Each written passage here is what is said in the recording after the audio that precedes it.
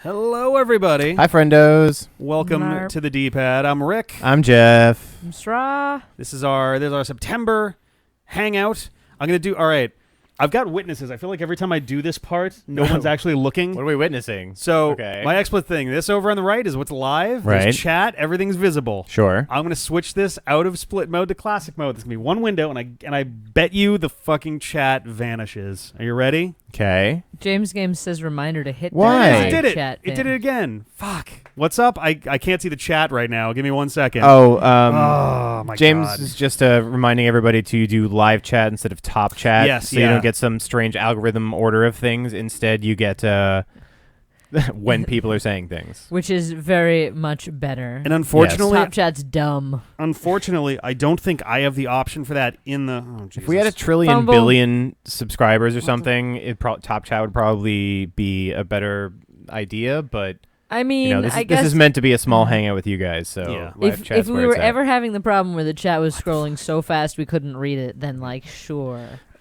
But This post made by Bottom Gang, pretty much. There we go. Jesus Christ! For some reason, I got my password wrong 9 times in a row. Butts. yep, I saw That you was do cool. it. It So happened. Sarah and I have chat over here live on my tablet, which It's a brilliant idea. Yes, hopefully it'll absorb all the network Excuse me, issues that I'm we sorry. usually have. Hey, there we go. Ah, Nice.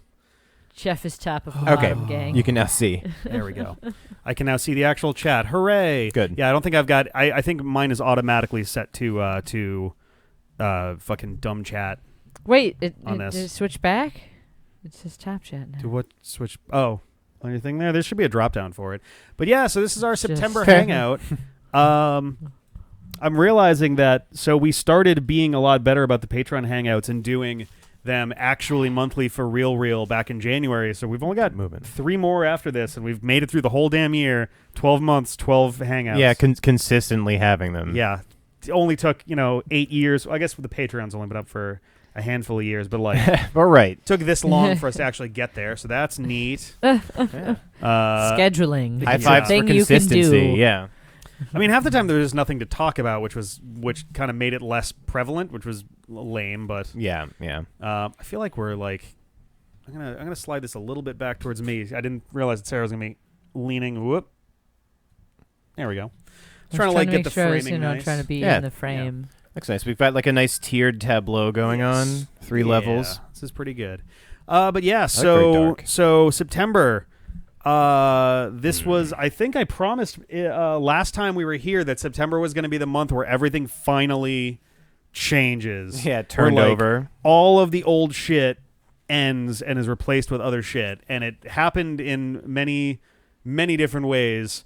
I guess we may as well walk down the list. Sure. Or do Yes. we want to yeah? All right. No, this is like a victory lap. Yeah, this has been great. September's actually been solid. We Knocking have shit out. Yeah. So for the legendary Let's Play, we finished Tingle's Rosy Rupee Trying to Land, have good posture. and we Yes, celebrated which was that with exciting. a very short Let's Play of Tingle's Balloon Fight DS. Which was basically nothing. Yep. It A was very a short balloon. Let's Play of Link's crossbow training after 6 years of joking about it. Cross rotating. A Crossbow. single episode empty video game nerd episode of the Too Much Tingle Pack Japanese only DSiWare yeah. digital only game. Which was the only way to do that. Dude, in my literally. opinion. So big shout out right now, and I'm going to mention it again when we, when we get into Ripened Tingle's Balloon Trip of Love. Yeah. I think that's the name of it. So one of the people Basically. on the I mean, English come on. translation patch team for that game, Joe Steve 1914, I think. I actually managed to get in contact with them to help me out because I had to go through this massive you were telling convoluted. me. This is a pretty Yeah. fun story, actually. I went and it took me weeks to find even evidence of a ROM existing of that game, period. Then I had to go and find one that was in the right format because DSiWare games come in a weird format to start with. Yep. Then I tried loading it into a DS emulator. I think it was Desmume or whatever. That didn't work at all. Then after a week of, I think I downloaded every available version of that emulator, and then I had heard through reading posts, which turns out later it was Joe Steve 1914's posts on various things while working on trying to translate. So he was trying to translate the Too Much Tingle Pack, but DSiWare games come with an anti... it's a ROM checksum. Yeah, it's like an anti-tampering thing where basically if it detects that there's something different in the checksum, the whole thing shuts down completely, and it's not an editable value at all, and it's this whole like thing. So anything that I found usually ended at the same dead end of that person being like, look, we tried, but it's not going to work. Sorry. And then, I'm looking at the Ripened Tingle's Balloon Trip of Love English translation patch. I think it's a Blogspot page or something. There was a single mention in the most recent update back in January, because the patch came out and they didn't have any new updates to do with it. Back in January, in one comment of this one post, Joe Steve had mentioned that they actually did once get the Too Much Tingle Pack ROM to work in no cache GBA, which I had downloaded, and I started downloading every imaginable version of the emulator. Mm-hmm. And again, none of them worked. And I'm just like, fuck, what am I doing wrong? I tried, I think, that box. 20 to 25 versions of that emulator. None of them worked. So I reached out via email because like somewhere on the page was a contact email. I was like, long shot. This was like maybe 4 weeks ago at this point, possibly less. Didn't he get you back real quick? Like he got me back responded that day. Like immediately. That day? Yeah, literally about 3 hours after I emailed him, I got a response. Shout outs to nerds on the internet. Yeah, told me the exact version and actually linked to it via archive.org, because the website that hosts that only keeps the most recent like 2 versions on there. So I got the version, and it was like 2.8a debug was like the specific version that worked. Very specifically. Yeah. So I download that, and I go to it, and it still does not work. And now I'm like panicking. I'm like, have I just not had the ROM itself? I had to dig up by going through all these Japanese forums where they were like archiving DSiWare games, and every time I found the exact cluster of games it was in, that was the one set of files that was missing. Mm-hmm. Like every time. So finally I found one in like this pile of about 7,000 ROMs as a big like mega like .nz file or something, and I download it and I put it in there, and it does not work. And now I'm just like, fuck. So I emailed back and was like, all right, I think I've got the right ROM. It's this size. Does that sound right to you? Am I doing anything weird? And he emails me back like a couple days later. And I was like, oh, I forgot one thing. If you go into the like emulation mode, by default, it's like DS Lite retail version, but there's a drop down where one of the options is DSi 32-bit debug. Yes, very specifically debug mode. Yeah. And I put it into that, and we started up, and it fucking worked. So, quote unquote worked. It was a little rough, but it actually started and ran. Yeah, because like nothing else to that point had like functioned properly. Yeah, it was just anything else did. I had a freshly picked ROM, and that worked. I had a Ripened Tingle's Balloon Trip one, and that worked. Balloon Fight DS worked. Everything else I tried worked fine, so it was running correctly. Yep, except for this Too one Much game. Tingle Pack. Yep. To explain, by the way, the crash that happened. So, at the end of the episode, Dustin goes into the like.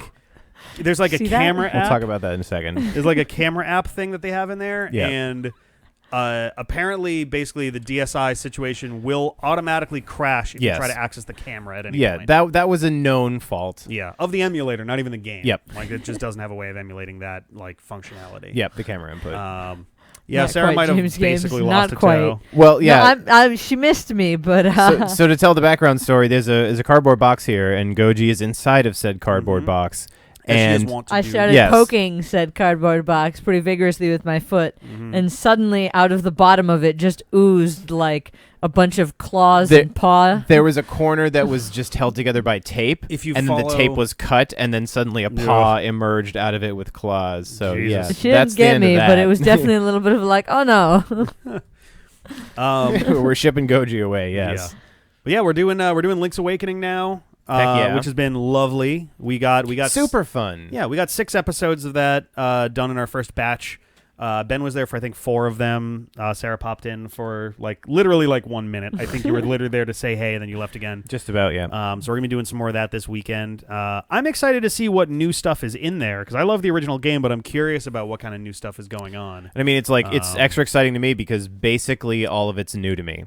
Yeah, you have no experience with the actual original game. No, including the plot. So no spoilers. I know it's a 26-year-old game, but it's my fault. I admit that. But the fact is that I've only seen clips or heard tangentially about it, so it is basically a new game to me. There's some stuff that I want to talk about as we get into the final I really don't like credits. how plasticky it looks.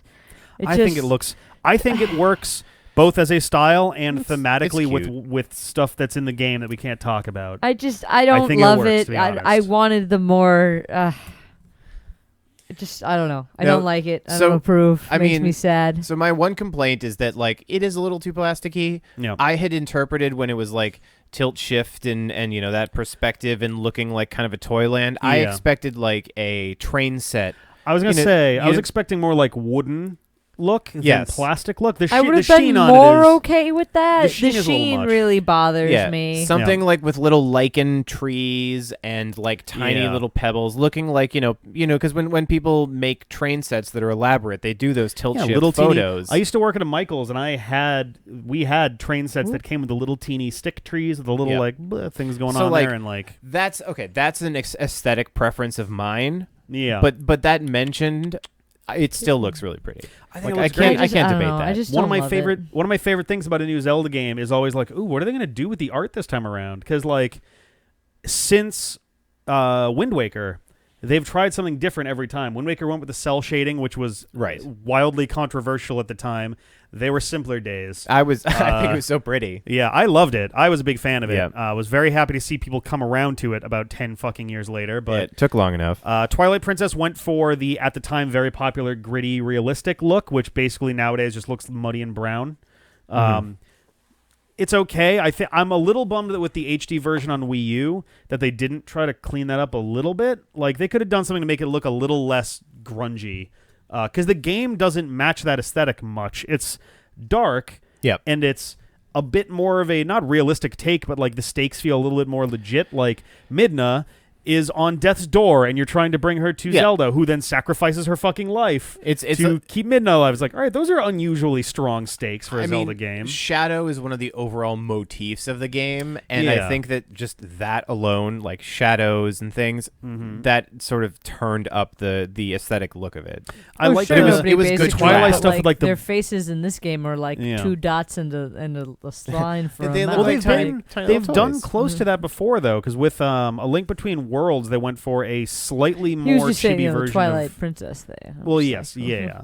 You probably can't get much further apart than Twilight Princess and either Wind Waker or the new Link's Awakening. I just the Wind Waker style feels more like an animated, anime type style to me. While this one just feels very weirdly plastic, and I just don't like. Yeah, I mean.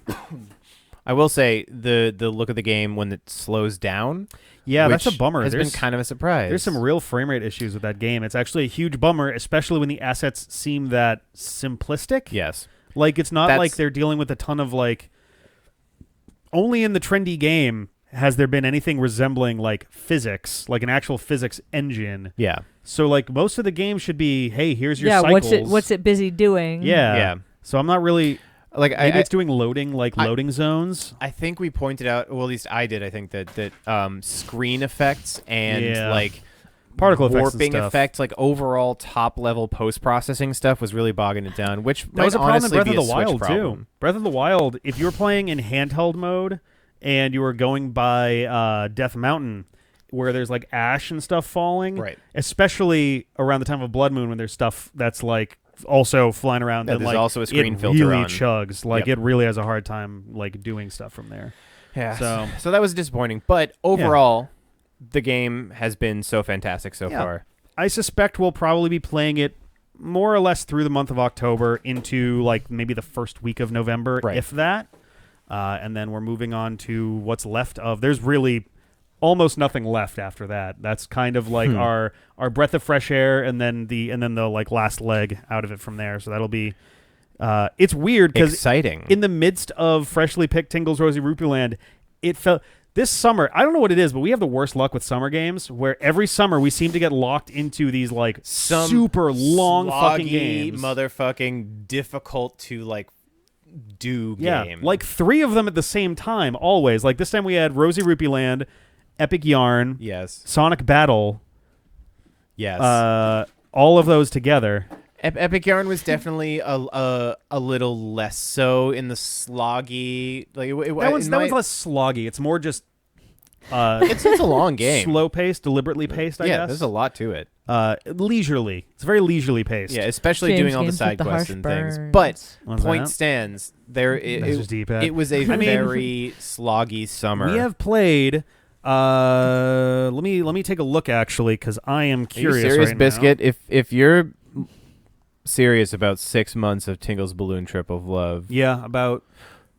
What? Oh, no, sorry, not Balloon Trip. I thought we were talking freshly picked Tingle's Rosy Rupee Land. No. Like, we played that for longer, I think, with breaks in between. But actually, that was almost a year, ultimately. But again, we took some, like, literal month-long breaks from time to time. Rick's well, always that's a true, weird but I was just tried, a little... guys. I was just a little worried about the length of Tingle's Balloon Trip of Love, because... September has featured the most new games we've seen on the channel since last December, where the NES Classic Edition Does that count Ouya?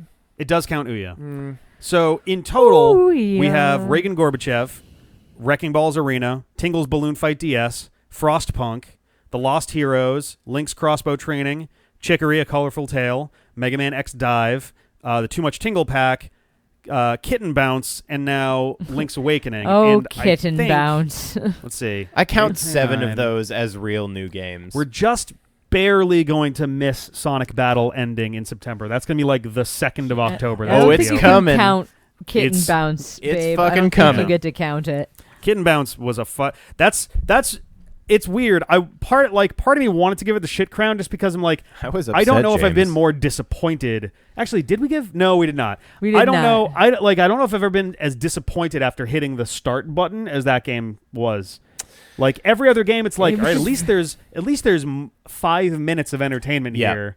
Kitten Bounce was like, you have 60 seconds before it just doesn't matter anymore. Like It was I just said, very strange. I am inordinately sure that game was a tutorial, whether in book or online form, for like Unity or some sort of game development engine, teaching how to make a Pong clone thing and then spicing it up with a new mechanic. And then that was basically built into a game for the Ouya. Like I'm 100% sure that's what happened. It was probably an Android tutorial. Like that was just Yep. it. And then you just export it and put it up because at the time Ouya was absolutely fucking desperate to have anything possible on Give us every game you can get. the number the number they were the 2 numbers they were most interested in were number of games and number of game downloads. That was all they clearly cared about based on all the stuff that's been going on. Well, all the stuff that went on. It's dead now, so very, very dead. Right. But yeah, so like so Link's Awakening is now happening, and that'll probably play into the start of November. Right. Pokemon's been touch and go. It's back over to John again. I know that they've been having trouble getting together to record, so there's a good chance that Pokemon Let's Go Eevee might be a little on the sluggish on side hiatus for a little while. I mean, Dave and Anthony everyone's been busy on both that had side, like job changes. Yeah, job and like living and timing. situation changes and stuff. So that's been kind of crazy. And I don't think John really wants to be recording, especially Pokemon, by himself. No, I don't want to record Pokemon by myself either, because like nothing's more taxing than trying to keep all of that shit in your head. And a conversation by yourself and also be funny. At least for Pokemon Yellow, whenever I do those, it's a stream, so I can at least respond to what's going on in the chat. And then I can be like prompted for stuff. But if I was to do a Pokemon thing by myself, just go back to the Fire Red videos. From 2012. No, just go to Battle Network 5, man. Oh yeah, Battle Network 5. Doing also. a one-man show for video game videos sucks ass. I think it was just about the entire game, like little cameos of other people here or there, but that was about it. Pretty much. That's one of the reasons I wanted to jump in on 6, because I was like, never again, Rick. Not that again. I can't listen to you suffer that hard. Like I had to skip through videos. Honestly, if I got stuck with that again in 6, I think it would have been more bearable this time, if only because the game is just better. It's just better and tighter. Like 6 is just a better game. It's better and tighter. Period. It's better than 4 and 5. I'd have a hard time. I would have to really think back on 3 to gauge it properly against that. I think it mixes the simplicity of 1 in terms of like overall plot structure. No crazy nonsense in the post game. Like the post game, we've done a lot of episodes, but it's mostly been like stuff that we could have done at any point during the game. The actual post game stuff is pretty minimal. Yes. And there's no weird ass fucking rules everywhere. It's like, oh, come here once you've beaten the Navi who burns in the soul. And it's like vague ass unhelpful hints. The only doors that we've seen are one that we unlock with the www ID. Right. Here, have 100 standard chips. Here, have all standard chips. And that's which are normal game progression things. Yes, those are perfectly easy to comprehend. You have to do something stupid. Yeah. Beat you might the have boss to be a little navies. Determined for some of them. Sure. Like, not beat the shit out of the ghosts of your 6 best friends and do it in less than 2.5 minutes combined. Also, we won't tell you how well you did. Yeah. Like, get ready to guess. Fucking craziness. 4 and 5. 4 was a night. It's funny because we're coming down to the end of 6. Like, we might be finishing that this weekend. Yep. Not for you guys episode wise, but recording wise, we might be done with it this weekend. Yeah. We might be done. No, there's like 2 of 2 us weeks. here, Sarah. Rick can say we because I'm present. No, I'm just saying, like, fuck you guys. The viewers. But, I have to be there. But so on the way back from doing stuff in town, I was today. It occurred to me, like, man, we're almost done with this. Like, we're gonna be Battle Network is just gonna be over, and we've been doing this for years. I think there was a point during like Battle Network 4, after starting the game a second time, where just like in my head, I'm just like, we're just gonna be doing these forever. Like Battle Network will literally forever. The sun will die before we finish this shit. It was I was like the sun will consume the earth before Battle Network is over. But the goalpost the goalpost is in sight. It is right in front of us. And I'm so proud of Battle Network 6 because so many of those episodes were recorded at the end of the night between those are midnight some delirium-driven and 4 a.m. at the latest. Yep. Doing delirious commentary after having everybody else went to bed. Yeah. I was worried for a while that we were going to wind up waking Ben up on the reg, and he's like, I really can't hear basically After anything. a while, we just started right. screaming and doing voices. Well, you'd be surprised. You really don't get as much bleed from like up Which here is down there. Really? You have to the stomp. structure of this building is horrible. You have to stomp is the trick. Yeah. Like, if you're stomping, it travels. Okay. But without the sense. stomping, it's really not traveling. That makes at me all. feel good, like, because I was worried about the same thing. That is like the middle of the night. Last night there was some of that out of me, where like I was very like steadily losing my sanity by the end of that. Yeah, a bit of a tough time. My tracker. I'm going to show you because you're literally right here. My tracker has like this map of it's a full thing of maps. Anything that's in red, it says 0 means that I can't get anything there. That down there is the Savage Labyrinth. Those 2 up there are auction houses, and that's it for the overworld map. Over on the right, you have like the King of Red Lions is the Withering Trees, and those top 5 are all dungeons. You still haven't found anything, 4, the stuff you need to get ahead? 6. I found the Deku Leaf. So now I can actually, like, that was a big deal. Yeah. No, so I now know. There's only 14 treasures I have access to in the entire game right now. Still, though, at least you got the ability to get ahead in that dungeon finally. You got a fun seed, Rick, is what you're telling me. I have gotten, well, that's the thing. I thought that maybe, just maybe, we would have been fine in that. Well, not just fine, but like it seemed like a good omen when I turn on the game and Beetle's ship rolls up, and I go into Beetle's ship, and he's selling a Master Sword for 20 rupees. And I'm like, oh, damn. That was hilarious. Well, I mean, like I said, fun seed. What if you start the game out with the fucking Master Sword, and then it just withholds everything. Yes, yeah. It took until what? Here's 10,000 rupees. 8 or 9 hours into this run to get the fucking Deku Leaf. Yeah. And probably to be able to progress. Probably 60 treasures. That was a hype moment, that Deku Leaf. I was like, fucking finally! No wallet upgrades so far, so I have burned thousands. At this point, thousands of rupees. Yes. And I mean, that's unfortunately just the way it happens in these games. Well, the problem is, I still, at some point... Phantom Hourglass. So the Triforce charts are still in the game, but the result of them is randomized. But you still have to get Tingle to analyze the charts for you, and I believe it costs 398 or 396. I forget what the exact number is. It's a little under 400 rupees per thing. So 1, that's more than you can hold in your wallet.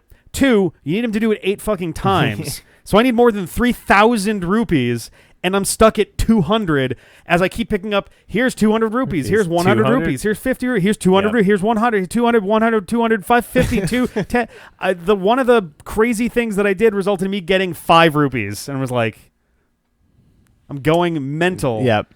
Just waiting for a fucking wallet The end upgrade. of that stream was pretty sudden due to frustration on that. And that's a good point, by the way, Alex Britton. I was considering that, too. I'm going to try to hold off on the Savage Labyrinth until I have some kind of wallet upgrade, because that'll make for great grinding. Yep. Absolutely. Oh, man. All right, what's next? I have my seed number, too. I could look up this stuff if I wanted, but there's no way I'm doing Don't that. do it. Yeah, no. Don't give it out. Don't tempt anybody. Nope. I specifically did not tell anyone the seed numbers for any of these randomizers I do ahead of time, just to prevent someone going in and being like, oh yeah, the powered up Master Sword is the next treasure in the Dragon Roost Island dungeon. Yeah, like, oh, it would suck. Yeah. Because at that point, I may as well, like, at that point, it's nobody basically. At that, it's this. By that point, it's the same as just playing a game while actively reading the guide. Like, all right, now we're going to the forest. Gino is in the forest. You get that. Okay. Now, if you go back, here's a frog coin. Yeah. I mean, for some of the stuff, like, I could see it with it's like, okay, the wallet upgrade is getting to the point where it's like, I kind of really fucking need that. It sucks to suck. Yeah, that's super No, nice. I'm just saying I can see Also, you hitting a point where you look up, like, one thing in particular, but I also understand not wanting to do it at all. There's not a lot of good ways to do that. We're literally... So I've seen what the seeds look like on the inside. Yes, no. Where literally they just list in order what, like... So there's a default order. Control F, find. Right. But that's the thing, is by looking at it, you've got 30 other things in the immediate vicinity telling you where they... Like, if you spoil one thing, you're literally looking at a massive list. Get someone else to look at it and read it for... I don't know, man. No, I'm not going to look it up. It's I'm just saying. All right, what's next on the list? So Pokemon, bringing it way back around to Pokemon. Pokemon Let's Go Eevee might be a bit slow. This is also the long chapter. Like, Sun and Moon, Chapter 1 was the long one, just because it takes a long time to spin up that game. This one, the chunk between Erica and whoever you battle next is generally a bit on the big side. Yeah. There's a lot of options for you. Yeah. John has made it down to Route 13. So, yeah, I think he hit the end of 13. Yeah. Oh, he didn't make it to the end. He made it just barely into 30. Actually, the episode that went up earlier today is the last one we have a recording for. So what went up today... Or, sorry, Pikachu, yeah. So the next episode, it could come this week. It's going to depend. I don't know what John's recording schedule is going to be like. Mm-hmm. I know he's trying to get back into streaming as well, but again, that relies on the three of them being able to get together. Sonic Battle ends this week. Woo! At long last, it is finally over. And we're moving on. Fireworks? We're moving on at long last into Sonic Heroes, the long-awaited fucking Sonic Heroes. I've been desperate for this, just for the fucking theme song, if nothing else. Yeah. Like, I love Sonic Adventure 2. I tolerate Sonic Adventure 1. Sonic Heroes is fine. It's got its bumps, but I think Sonic Heroes has the most like get fucking pumped up theme song of the three. Yeah. Like, and I love Live and Learn, and I love Open Your Heart. They're really good rock songs, but something about Sonic Heroes, the song, just like it's hard not to like Sonic Heroes. Everybody on the D-pad I think as a whole appreciates soundtracks a lot, like perhaps disproportionately. Like if it's a shitty game, but there's a jam playing, like we're into it. Like that Sonic Battle episode with Amy's Room. Yeah, that was an episode where we're like, I don't give a shit. This is a fun tune. Like this makes this bearable. Yeah. Amy's Room is the only theme out of Sonic Battle that I think I even like. Yeah. And I did like a MIDI arrangement of it forever ago because I was like, this will be fun. It switches instruments all over the place. That'll be fun to mess with. And it's another one where it sounded great on the MIDI sound font on the computer that I built it on. But if I try to download it now, because I've got a completely different MIDI sound font, and every computer has a different MIDI sound font, it's not going to sound even remotely the same. Yeah. You'd have to very carefully program it. Yeah, I would literally have to figure out what sound font that laptop had and go from there. Because you can usually literally like install a new sound font. Yes. Well, yeah, So- in most modern composition softwares, you can choose individual instruments or a whole MIDI sound font Yep. to use through an arrangement. Even the one that I was using at the time, back in like the turn of the century, Yep. had that ability. You could install a new sound Yep. font and switch out instruments and stuff. And I still have a license to a small French-made program called Melody Assistant that I okay. used to arrange a cappella throughout high school and college. Nice. And I bought it as it was a shareware program, and I ended up buying yeah. the full version back in the day.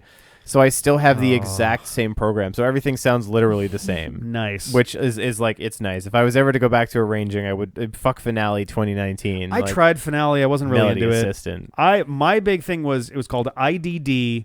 Well, later it was called IDD. Before it didn't have that, but near the end it was IDD MIDIsoft Desktop Sheet Music 2000 or whatever the year was, or 98 or whatever the hell. That sounds like an appropriately internet-y program that you just happened upon. Yep, that is some pre 2.0 yes, MIDIsoft Desktop Sheet Music. It's like Microsoft Office Those Word are all program. the keywords I was looking Yeah. for. Yeah. Yep. It's that standard late 90s. We are going to describe the program in the name of the program. It's like you don't have to. You can just I don't know. There's nothing wrong with that. I got by Melody Assistant because they had a virtual singer, Oh, which was basically just a MIDI instrument that was extra complex, and you could have it be like. It sounded cool, though. terrible, but if you were trying to arrange something for voices, it helped to have a analog Yeah. to work. I with. eventually turned it off. But Yeah. it was there was just that gimmick that got me. Same Yep. thing as all my keywords. MIDIsoft definitely had male voice, female voice, chorus, but again, they were oh, this is there someone were male took and female singers. Nobody. someone took the viola, instrument and mushed it around a bit so it sounded a little more broad To voice it. Yeah. Yep. And it does the trick if you really just want some songs work better than others. If you're trying to do Sephiroth's theme from Final Fantasy VII, that's great because half that stuff just sounds like so you just you just have that same choral thing and it's basically enough. Yeah. Close enough. Yeah. They're just shouting random vowels anyway. No, Yeah. so it was called. They're trying to do O Fortuna. It's not gonna work so well. So it was called a virtual choir and virtual singer were the plugins that were also made by this weird French software developer. So it was not Vocaloid. Let's see. I'm just catching up on chat because Coach. I've been turned around half of this. Oh Yep. my god. Yep. Um, All right. What else do we have on the list of things to chat about? Sure. Before So we just go to Kirby's Extra live Epic Yarn. discussion. We're getting through that. I think we've only got 2 levels to go, maybe 3. Yep. So we're beyond the halfway point. We're gonna try to put our heads down and bust through it this weekend. We might not quite finish it, but we're definitely gonna try for it. Yeah. Because it's a nice game. I like it. Yes. In hindsight, I should have done the Wii version. And then later on, when we got to the Extra Epic Yarn portion of the timeline of Kirby games, been since then I've gone and played through the normal game in this, and we can play the other stuff. But it literally the 3DS one had just come out, so it seemed a lot more relevant. Yeah. If I could go back and do it again, I probably would have gone with the Wii version. I don't know how much would have been solved by doing that. I think some of the problems with the game are still problems with the game. Sure. And it is still a slow-paced thing that would have been slower-paced without the hats. A bit more deliberately oriented in things. But I'm enjoying the game. I like the aesthetic. It's definitely one of those not a great Let's Play games. Yep. We've done a couple of those on the channel, and usually the more slow, deliberate ones tend to be this is fine, but it's not great for this. It has its moments, and Yeah. yes, so we are doing the gold medals, but honestly, if you look at the proportion of episodes that we have to redo a level, and this is a pretty common complaint, if you look at the proportion of episodes where we have to redo a level It isn't that many. because Yeah. we didn't gold medal it, it's pretty Yeah. small. Only a couple of them do we not complete it. And I'd be willing to bet we've done it for less than half a dozen levels so far. Sure, yeah. Of any particular one, and most of the times we get all the treasures on the first try. So the gold medal does add some things, and it is especially relevant, yes, in the recent ice levels. Frosty, fuck you, with Christ. the death pits. That was rough. I put that into one episode because I was like, I can't I can't just drag one level out for multiple episodes, multiple days for you guys. So that's the thing. Like, we just gotta realistically, before this set of episodes, gold medaling things has just come as a consequence of exploring the whole level. Yeah. Like we had all the little like secret passageways and look everywhere and go on all the paths just because why not? Up until the ice level, and we usually get gold medals. So like it's trying to speed through with no regard for beads and gold medals really wouldn't turn up the pace a lot. It would kind of. So I mean, level to level maybe. My big reason for wanting to go for the gold medals is we've got a game that's got. It feels like it's got pacing issues, honestly. Like, it somehow feels super laid back for most of the time. It's meant to be a strut through the game. You're not supposed to, like... It's not a speedrun game. Well, it's that's not the thing. Like a slow, hyper-difficult game. If we stop caring about the beads, I don't know how we can play it that doesn't involve us just kind of, like, blazing through the levels. Just traipsing like, through I guess we can kind of observe stuff, but, like, it kind of gets old after 25, 30 episodes where it's like, hey, look at this Waddle Dee. He's got a spear. And try not. I got hurt. Whatever. We'll try not to get effed, and trying to hold the beads, like you're saying, adds to some drama of it. It makes the game feel more like a game. I don't want to like shit on Epic Yarn because I do like it. They're beads, right? But it's beads or gems. They're beads. I think they're beads. I think they refer to them as beads because it's crafty. They call them beads, but they look like gems. Yes. No, I think 100%. They look like not rhinestones, but actually kinda. Yeah, some of them look like rhinestones. Like they look like the big thick glitter cut things. gems. Yeah. But yeah, I think it's just a matter of like Epic Yarn without going for gold medals, especially not using hats, seems like it'd feel more like a toy than a game. Because at that point, it's like your goal is meta, Rick. Meta. Kind of. Well, no, but like no, I'm just. That was one of the few things that really stuck with me. So we had a game design major at college, and it was brand new. Like we had, I think, us and one of the other schools in town were the only two. We're like two of about 6 colleges that offered game design as a major. This was back in 2007, I think. Yep. Right around there. And one of the big things in there was one of the early classes was just kind of like game theory in general and like what makes a game. And one of the big things in there is like the difference between a toy and a game. Like, so it takes a lot for nowadays you can be a bit more, loose with the descriptions, but like, so, what the hell? I got a good example. My Sims, or I guess Animal Crossing. Animal Crossing is only a game in the sense that it's got progressive goals, but there's not like you want to pay off your house. You're saying there's no lost proposition. Yeah, it's like there's no game over. Yeah, it's like old school Harvest Moon. If you didn't pay off your loan each week, you just lose. Like you have to generate money. There's a way to lose the game. Yep. And there's a way to win the game too. There is an end goal in Harvest Moon, at least for Harvest Moon 64. There is, after I think 2 years, the game just ends. Yeah. And then it judges you really harshly. Yeah, on how you did. That sounds like playing Mule. And they pretty much just go like, "Wow, fun. You're not married and your farm sucks. Better luck next time." Yep. Game Guess ends. you were You're bad like, at this. You had a bad ass. life. Yeah, and they get really upsetting and depressing about it because they're like, well, I guess you own a farm, but who knows if it's going to stay in business? And it seems like this is the only thing that you've really got that's left of your family's legacy. And it's just like, are you trying to make me cry? Yeah, like, motherfucker, this is a children's video game. Fuck. But yeah, that 100% reminds me of Mule. That's so funny. That's the thing is like a game has clear end goals. Fuck yeah, Stardew Valley. Super Mario Brothers is a game. You're trying to get to the princess, save her from Bowser. Yep. There's a win condition and a lose condition, and there's a game over, and there's a you won, congratulations, this is the end. A game like The Sims sort of has that. You can do scenarios. SimCity does it too, where like you can have scenarios, but ultimately I play a lot of management games. Maybe it's more like simulation games kind of live in their own bubble anyway. The difficulty is in the process of creating something self-sustaining.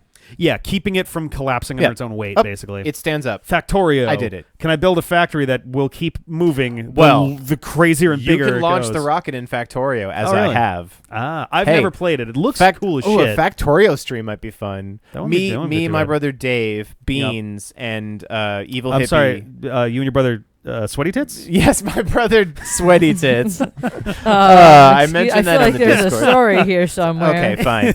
Small aside, if anybody didn't see it on the Discord, my brother mercilessly burned me one night, and it was a painful burn, and I, being slightly petty and the owner of the server that we were on, changed his server nickname to Sweaty Tits, and he didn't notice for 2 days, and there were two of the best days of my life because I could generate happiness for my soul merely by opening Discord and looking at his state.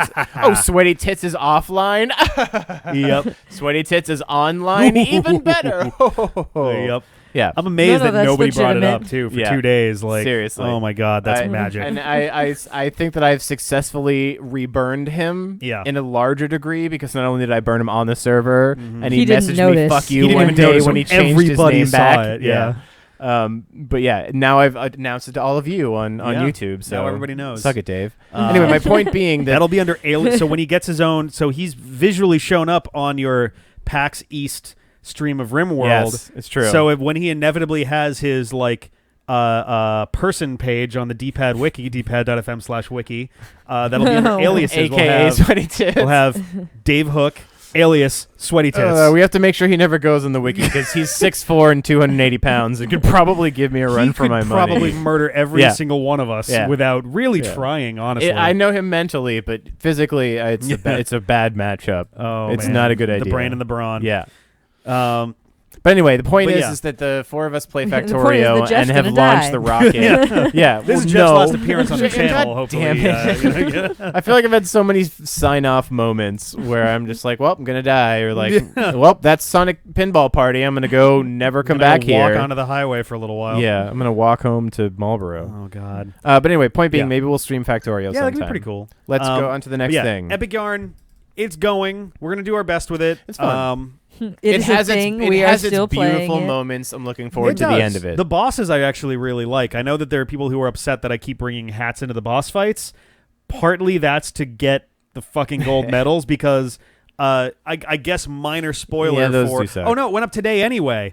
I missed getting a goal. I missed getting the patch to level 6 against DDD by 1 bead. That was the most painful loss in that fucking thing. So that's a redo. So I'm gonna redo that, but now I know what to do in that boss battle. It took forever to figure out that you got to stomp on him. That'll take me you got 3 minutes. Beat once, I think, and then you did it twice, the second time. Yeah. So that'll be fine. Yeah. But yeah, Resident Evil's not dead. Resident Evil's not dead. We might be recording some this weekend. It won't be going up next week. We're gonna try to get a little bit in the can before we start that up again, just because we don't always. Hard sometimes. Yeah, scheduling is tough, and we want to have as few lapses in the game once we're in it as we can. So, and we did that for Leon's story that CJ played.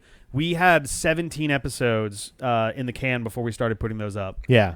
So we had a lot to work with. It's not that we start. don't play. Yeah, I mean, so the thing is, CJ's time is pretty precious, and having cross-brotaining and then Link's Awakening, one after another almost. Yeah. He's been I really care about these 2 games and being on for those. So otherwise we would have possibly done RE2. We would have, it would have been easy to, when he was around, do a week's worth of Resident Evil, no problem. But also it's getting to fall. Yeah. And with fall comes Halloween. Oh yeah. And which with means spooky, we have to have CJ. With Spooky Month means that CJ and Felice are more into playing Resident Evil games. Those two on love weekends. Halloween almost as much as Sarah does, and between the 3 of them, I literally don't know anyone who loves Halloween as much. More into it, yeah. Actually, I may know one person who's not involved with the channel who might enjoy Halloween more, but outside of the 4 of those people, I literally can't think of anybody who enjoys it more. So they're gonna be all jazzed. Yeah, up for so that. look out for that. I like. So also, I believe that my D-pad anniversary. Oh yeah, is October something. I have it in Mega Man 11. Whenever Mega Man 11 ended, I think that was your first set of episodes. Whenever the last beginning set. of the Wily's Castle episodes came in, I was on the first one with 72 other people. Yeah, that was a busy because that was it was a D-Pad party. Halloween. Yeah. No, it was D-Pad's Giving. I think it was D-Pad's Giving. Might have been D-Pad's Giving. Yeah, I think it was. Are we doing that again this year? We should. I would like to. I'd be all about it. It was good. Well, I don't remember, but anyway. It's coming up moderately shortly. Yes. So I think doing just something like Beeble. Oh. You burnt. So I'm trying to think of something to do, and I think doing a spooky game. Yeah. And commandeering the D-pad for a fun spooky game would be good. Yeah. Oh yeah. How dare you? I'll fight you, Sarah. Dustin is also working on. I don't think he'll have it ready for this year, but he's been slowly workshopping kind of a follow-up idea to the Fright Before Christmas, which. That one bums me out so much. There's a couple series that we've done on the channel that I've been kind of disappointed with. And been like, October 22nd. Thank you. Okay, so it must have been D-pad a win then. Yeah. Yeah, that's what I've got listed. And it was like, we just missed the mark. If we did this one thing different, that would have made it big. And the Fright Before Christmas was so one of those because like it started out fine. We did Five Nights at Freddy's. Yep. We did Shadowgate, I think. Then we did Five Nights at Freddy's 2. Then we did Gods Will Be Watching, and I've never seen anything that we've done on this channel just fucking fall on its face and die. Like it just imploded on itself so hard. Like Rosie Rupee Land kind of did that a little, but we did pick it back up and found another groove. We found a different way to enjoy that game. Different way to play. Bought in. I mean, that's the thing. On games like that, you have to buy in. Yeah. You just have to be like, okay. Gods Will Be Watching was just an exercise in you have to do this like 20 to 30 minute long scenario perfectly. If you fuck it, go back and try it again. On baby difficulty in order to even have the slightest chance of winning. And it became such a headache to progress through that game. It's a bummer because the concept was super neat. It's one where like your decisions matter, and it's like, all your decisions result in everybody dying every time. Yeah, it's like that's not how this was presented. Like it struck me as being a full game of resource management style stuff, as opposed to each scenario has a completely different set of stuff. To the point where there was one scenario where we had a character die, and they still showed up in the next scenario. It's like. So then what was the fucking point? Yeah, why does this matter? Who cares who dies then? Anyway, man. So that's Spooky Time and RE2. Sorry for the tangent. So no, that's fine. It's good. That's kind of what this is for, is to kind of like talk shop and sort of get into that. Yeah. But yeah, so sometime this October we may have some fun stuff. Next October, I suspect that Dustin's gonna have something ready for us. Oh yes, I remember what he wanted to call it, but I'm going to keep that one a secret. Yeah, don't. No. The conceit for it is also very much up Dustin's alley, so that'll be fun. Battle Network 6, like we were saying before, that one's coming down to the wire. Yep. We have very little left to do. We have, I think we have 10 mega chips left to get, all of which are from fighting Navis. Yes. We have 1 giga chip left to get. And we get that from fighting base. And after those are set, all about that there base, are about that base. After that's set, and actually the giga chip we get from doing one of the 3 remaining super bosses. Correct. So, I mean, so that's the finish line is in sight. That's the fact. Like, there's nothing horribly difficult that we're going to have to grind through to the end. Like, we got to do things, but it's not, I don't think it's going to be painful. The hardest stuff is going to be the super bosses, and even then, we found a groove at the end of fighting base. Actual base. So, so base version 1. Yeah, so, like, I think we're in a good spot. Our Navi killing deck is great. Oh, we got to do program advances, which is going to be, like, one episode of dicking around with that. We're going to, since we can control 2 separate folders and edit them, we're just going to have a folder full of asterisks. I got it, biscuit. I'll watch it tonight. And then whatever the chips for the program advance are. So that'll be easy enough to blast through. We'll go into central area and just do it there. But yeah, so Battle Network 6 post-game is winding down, and then we're getting into Star Force, which is going to be a completely new experience for the entire channel. We're going to space, motherfuckers. Yeah. Space! I know maybe like 3 things about Star Force. And so when I've mentioned before, when I had it, as a teenager, my DS had an R button that was breaking. Like the ribbon that connected it must have just like gotten loose or something. Yeah. But so the R button is still to jack in Star Force. Hey-yo. So you need to use it literally all the time, and you can't remap that button. You got to jack in a lot. So I wound up jack in real hard. I played for about 10 minutes and then wasn't able to do anything with the game. Right. You're like, well, I'm fucked. I guess I'm not playing Mega Man Star Force then. Okay, cool. So that's all of my experience with Star Force. It's the first game I've heard is a little bit on the not great side, but I've heard the second game is solid and the third game is really good. So I'm prepared. I've heard it's anime. Oh, I've yeah. now got Battle Network 6 under my belt. Yeah, it's I going to be imagine- a pretty similar tone, I suspect. I don't know if you had any ideas of who else is going to play Star Force with us, but were there any other than you and me? By the time we got about halfway through Battle Network 6, I assumed it was pretty much going to be Team Battle Network rolling straight through Star Force. I'm team fucking hashtag Battle Network Star Force. Yeah, oh, absolutely. I'm definitely down for it. And Star Force 2022 or whatever. I would wager, and I know people are going to laugh for me even making a bet in the first place. I'd say 2021. Okay. I'd be willing to place a bet. Only more than a baby. year. It's up to 2 years, and that's including a couple. There's some still catch up that's going on. We're behind by bits. There's bonus episodes, I guess, that factor in, but Okay. I don't expect that these 3 games together are going to take us more than 2.25 years. Well, because you're delusional, sweetheart. I hope everyone out there appreciates the delirious 1 a.m. Battle Network / soon to be Star Force episodes, because that's what it's going to be. So if this is going to be another 1.5-year franchise, so we finisher. do. So there's 52 weeks in a year. So that's 104 episodes. Are you doing math right now? Yep. 2 years makes 208 7. episodes.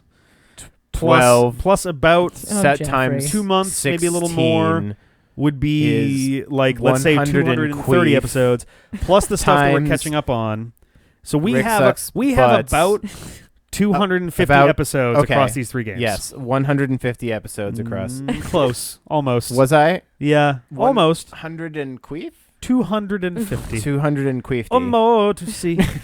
We'll just name every episode after a Johto and Kanto Pokemon. It'll be fine. It kind of demoralizes me, honestly, to hear that amount of episodes. I'm going to forget that. That's like, the please just don't tell me this truth. If we played those 69. If we played that all the way through 2021, earlier. it would be about 250 episodes. Okay. I don't think we're going to, just because even the longest, so Battle Network 4, which was play it 3 times and then do post game, was still short of 100 episodes. Yeah. And that is by far the most crazy extreme number of episodes. Stupidest for completionist's sake. Yeah. I think most of these have generally been in like the 60 or so range. So yeah, my bet is we'll be done. I'm gonna just. It's a ludicrous thing to try to bet this, specifically, but I'm going to bet August 2021 is going to be when we're done with Star Force. All right, count it. We'll establish August betting. 2021. You heard it here first, folks. That's my bet. That's a very specific. Okay, what's after Battle Network on our list? Star Force. We just talked about this, Jeff. Nailed it. Fuck yeah. Boom. Let's see. Kingdom Hearts. Likewise, we're getting quite close to done with the main game. Yeah, to the point where you guys are going to laugh about this because the next 4 episodes all end with us going, oh shit, I think we're on our way to the final boss. We'll see you guys next time. Oh wait, never mind. We got 3 bosses. Oh, we did the 2. Here's the 3rd and final boss. All We'll right, see you final next boss. Oh, we beat him. Oh, now we have to. Okay. Okay, we got to. All right. So, Wait, we've got here he is. We're doing 5 final more boss. hours of cutscene. Yeah. Wait. And then it's like, oh, big floating door. But now our teammates are telling us that we can't turn around once we're in there.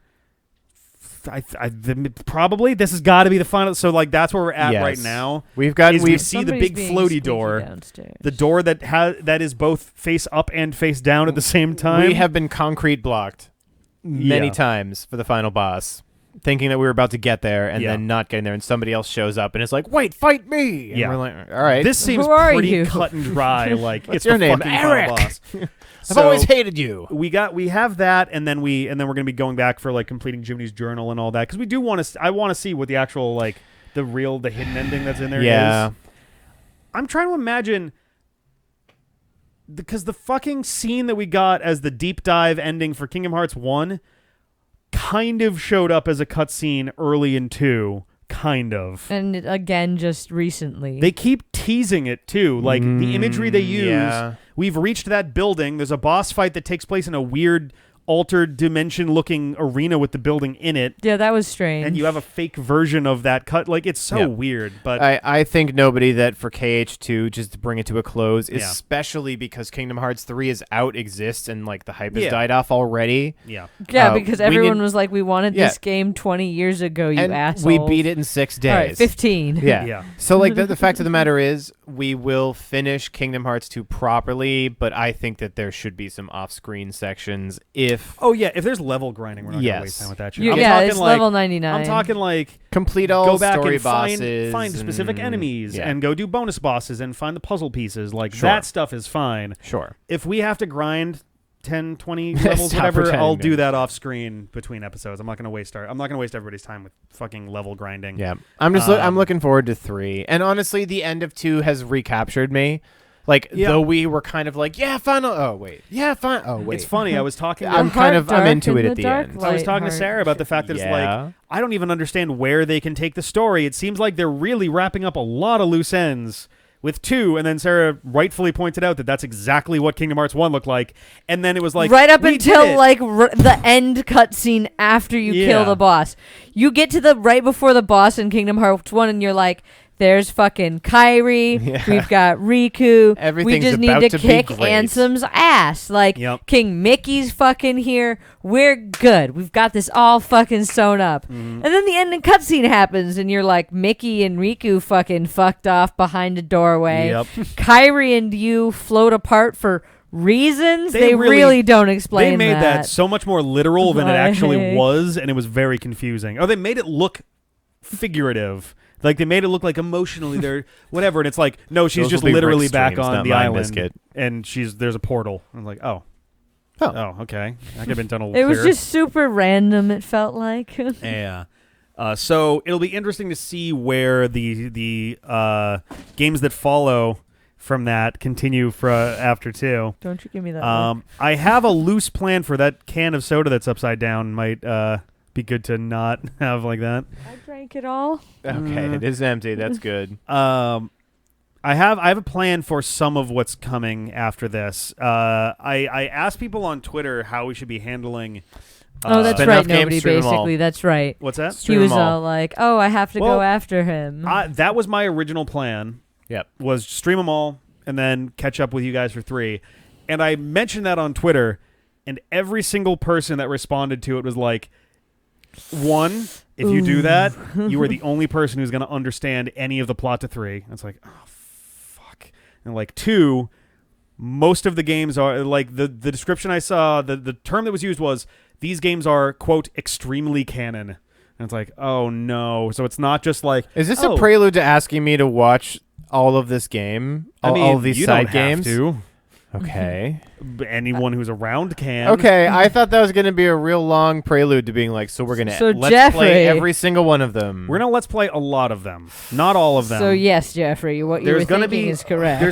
There's going to be a mix of streaming and let's play. Okay. I think the first thing that's coming up is going to involve...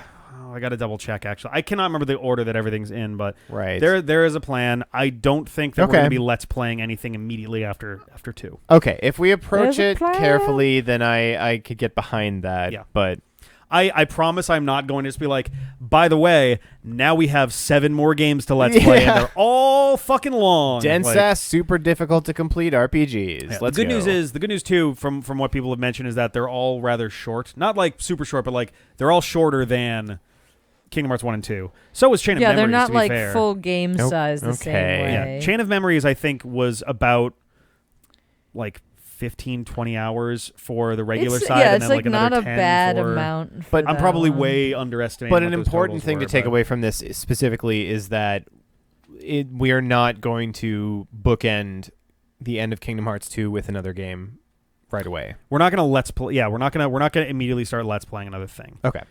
Which is nice. It opens up the schedule a little bit, kind of de-stresses us. Even still, there might be regardless of what we're doing immediately after, or regardless of what we're doing after, it may not be immediately after. We might take the opportunity to like catch our breath a little bit. Okay. Because we do have a lot of stuff going on, but I also, knowing that Kingdom Hearts is as long as it is overall, I also don't want us to be like, all right, we'll take a year off and come back, and like we'll never. Yeah. God. 10 years. Remembering that hurt us pretty bad. We would probably be done with Kirby by now if we had not taken the year off of Breath of the Wild. Noted, nobody. We were smart to have done so. I think we were better for having taken the year off.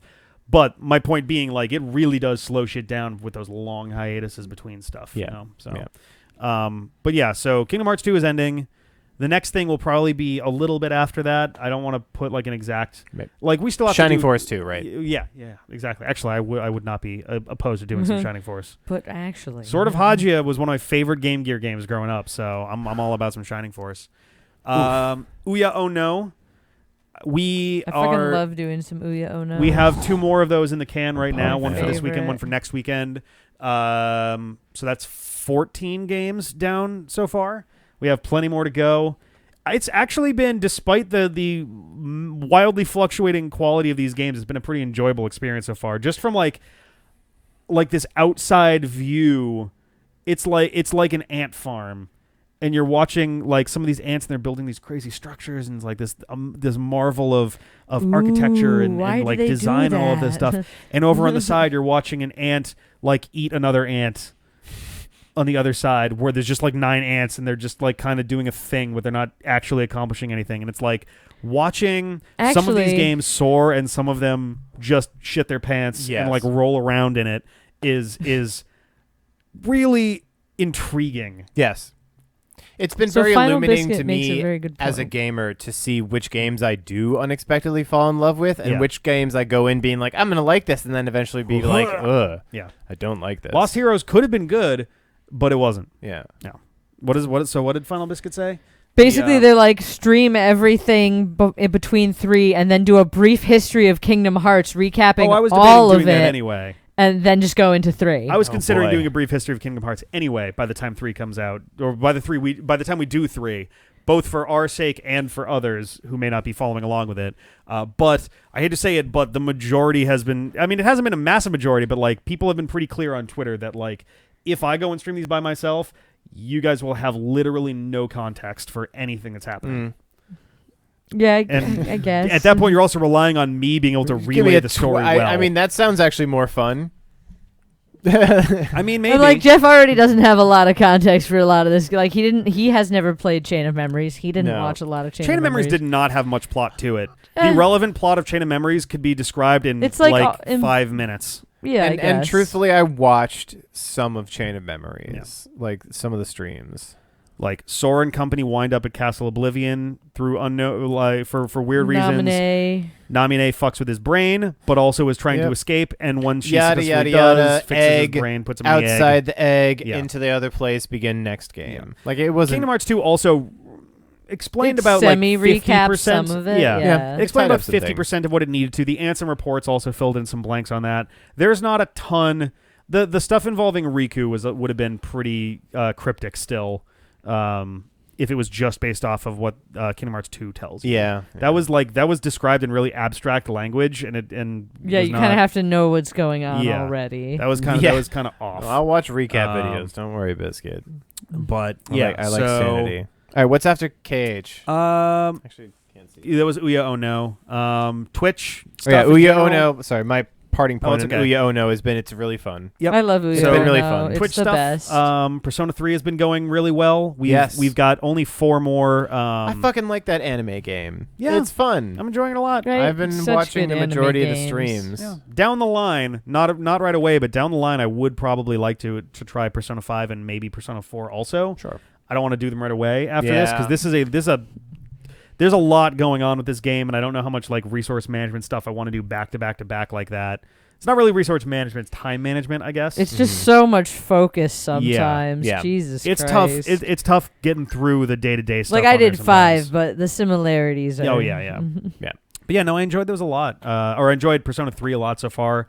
I think 2 streams ago, I guessed that I was probably like 8 streams away. I think I'm a little bit more than that in total. Like I'm probably like 8 or 9 streams away in terms of now. stream completion time. Yeah.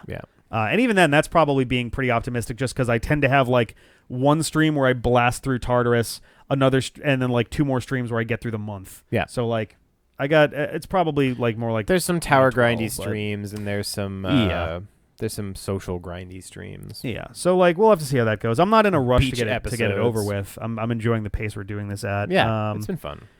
Dark Souls. I'm also actually starting to vaguely approach the end of that game too. We got 2 more Lord Souls to find, and then I'm playing Bloodborne on my free time. Oh yeah, it's good times. Right. Yeah, Bloodborne seems a lot more enjoyable than Dark Souls, And Sekiro seems a lot more enjoyable than Bloodborne. So I think they're just tighter in the way that you would like. Yeah. The Having stuff that I'm generally do. seen all of them played, and like not by me in most cases, but in some, and having watched it, I think it would be tighter in the way that you would enjoy. Heyo. A little snappier, a little more open in terms of combat. Like, yeah. Rick likes those tight games. That's what you're saying. I do want to check. I mean, we all like tight games. So I'm a little. So yes, I'll figure out a thing with the duration thing on the D-pad wiki, but so we are still at 44 and a half hours. Are we? I mean, I guess with the answer chunk that's in there, I'm probably going to go over 100. I'd be kind of surprised if the main game, like the journey. You're talking about Kingdom Persona. Hearts becoming our longest Let's Play? No, Persona 3. Oh, sorry. Yeah. I I said what? Kingdom Hearts for some reason. I would be a little surprised Persona. if that game still has another 60 hours left in it without including the answer. With the answer, Yeah. I could get that. I could no understand additional that taking- plays. Yeah. I could understand that being that long. I would be pretty fucking surprised if so. I mean, maybe once you clear the 12 Zodiac or not Zodiac Tarot Arcana, that's what it is. The 12 Arcana dudes. That's like the halfway point, and a new plot emerges or something. I know that Persona games like to fuck with that stuff where it's like you've finally completed your quest. Oops, there's more shit to do. JK. But All right. So Dark Souls yeah, check. Sorry. So Dark Souls, the Wind Waker randomizer. We got What a a fun lot seed. done last night Yeah. in our second stream. We didn't make a lot of like linear progress, but we've eliminated a fucking ton of treasures from the overall game. Yes. You've You've hit a lot of nodes. Yeah, next stream is going to be primarily dungeon focused, I think. Yeah. Because Which you have been doing intentionally, right? You were like, let's do a bunch Yeah. of overworld things and then eventually dungeon delves. I was hoping to get, if I got the Deku Leaf earlier into that stream, I would have headed back to the Dragon Roost Cavern, Dragon Roost Island. What the fuck is the name of that dungeon? I don't remember what it is. I don't remember. But once we passed like 2.5 hours and it wasn't happening, it's like, I'm not going to go into any dungeons at this point in the stream. I'm just going to stay outside of the dungeons and clear as much as I can. Yeah. And then the next stream, I'm just going to make a beeline for the dungeons and start working my way through because the vast majority of treasures that are left are in dungeons. Yes. So, so that's going to be... Actually, can I pull that up real quick? Because, all right, so there are 191 chests that are remaining, and there are 30, 60... Okay, so not a majority. 74 are in dungeons. The remainder are scattered throughout the map. Okay. 8 of them are from the mailbox. 6 of them are from Forsaken Fortress, which is also a dungeon. So that's 80 from the dungeons. I guess there's. Oh, yeah. I guess the Master Sword in Hyrule also qualifies as a randomized item. So 5 rupees. You and can't I think carry. I don't think I think Just that you 'cause can't it's go. funny that I think you way. can't go into Hyrule until you've beaten the Tower of the Gods. I don't even remember if there's an item that you get in order to do it, or if you need to have like the 2 songs or something. But we can't get down there just yet. But the fucking Savage Labyrinth bums me out so much. Yeah. Because one more heart would have made the difference. Honestly, In a bunch of cases, yeah. One more heart would have made a huge difference. We were, I think, literally like 3 floors from the end of it. And the worst part is I know that if I go back and do it at any point, it's going to be like 10 rupees. Well, a lot of the time, yeah, at the bottom, yeah. Yeah. A lot of the time you ended up having like surprise draws, like, I haven't seen this yet. How do I react to these combinations of enemies and stuff like that? So Yeah. I bet on a second playthrough you'd be a lot cleaner and a lot better. Well, at in this point, I fights, have access to the soup, which gives you, I think, double defense. Mm-hmm. I have like 4 more heart containers because it just kept throwing those at me last night, which is fine. I'm good with that. We also have an extra bottle for a fairy again. So, like, I mean, a second fairy would have done it. Yeah, a second fairy. Yeah, absolutely. I would be shocked if I would lose another 6 hearts to 3 floors that were left at that point. Bow is also another thing. Bow would be good. We still haven't found the bow. Yeah. or the boomerang, or bombs. Like there's a lot of really like when we get a lot of stuff. When we get the spoils bag, when we get the spoils bag and the bait bag, that's gonna make a pretty huge difference of what we have access. Like that's gonna blow open the map. Yeah. A huge amount of things will suddenly become possible. Yeah. So next stream, which is going to be 2 weeks from yesterday, so that's the 2 weeks from yesterday, the 10th of October, I think, is going to be stream number 3. We're going to start doing dungeons. But that's going well. If we get through the dungeons quickly enough, I'd be willing to bet that we do that we pull it off in 4 streams, because all these randomizers hit a point where just momentum kicks in. And, you picked up enough shit. Yeah. And you just kind of you get swept in it, and you're like, all right, cool, we're good now. I mean, once there are a number of like logic needed items and a lot of things behind logical item gates.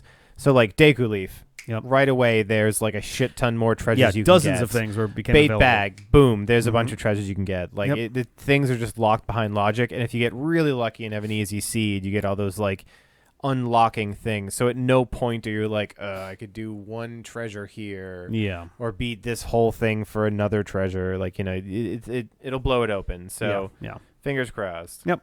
So we have all 3 pearls. We have 7 of the 8 Triforce chunks. So, but yeah, let's see how it episode goes. 4 will be 26 hours. I mean, I'm confused about this because it says like 100. So we've opened 111 chests so far. Okay. It then says 14 locations accessible. So that's the number of chests that are actually open to us. 2 of them are from the auction house and they're garbage. One of them is the Savage Labyrinth. One of them is the Withered Trees. One of them is in the Dragon Roost Island Cave. One of them is in the Tower of the Gods, and 8 of them are in the Forbidden Woods. And it says 191 locations remaining, but then at the bottom it says 168 estimated locations left to check. I think it's doing a statistical analysis. It is based on what's actually necessary to beat the game. Yeah, like what is the likely no heart containers are actually necessary to beat the game. Yeah, so it's like what is the number of things we're likely to check within 90% accuracy of being able to do that. It's balancing between good luck, bad luck. Like if you go over that number, that sucks. If you're under it, like cool. Yeah, that's so kind of an interesting way. It's been fun though. I do like these Zelda tracker's randomizers. pretty They're a neat, lot of actually. fun. Yeah, this is pretty solid. I'm gonna be bummed when I go to do another one sometime and they're not as well constructed. Clean. Now as you're this. spoiled. Yeah.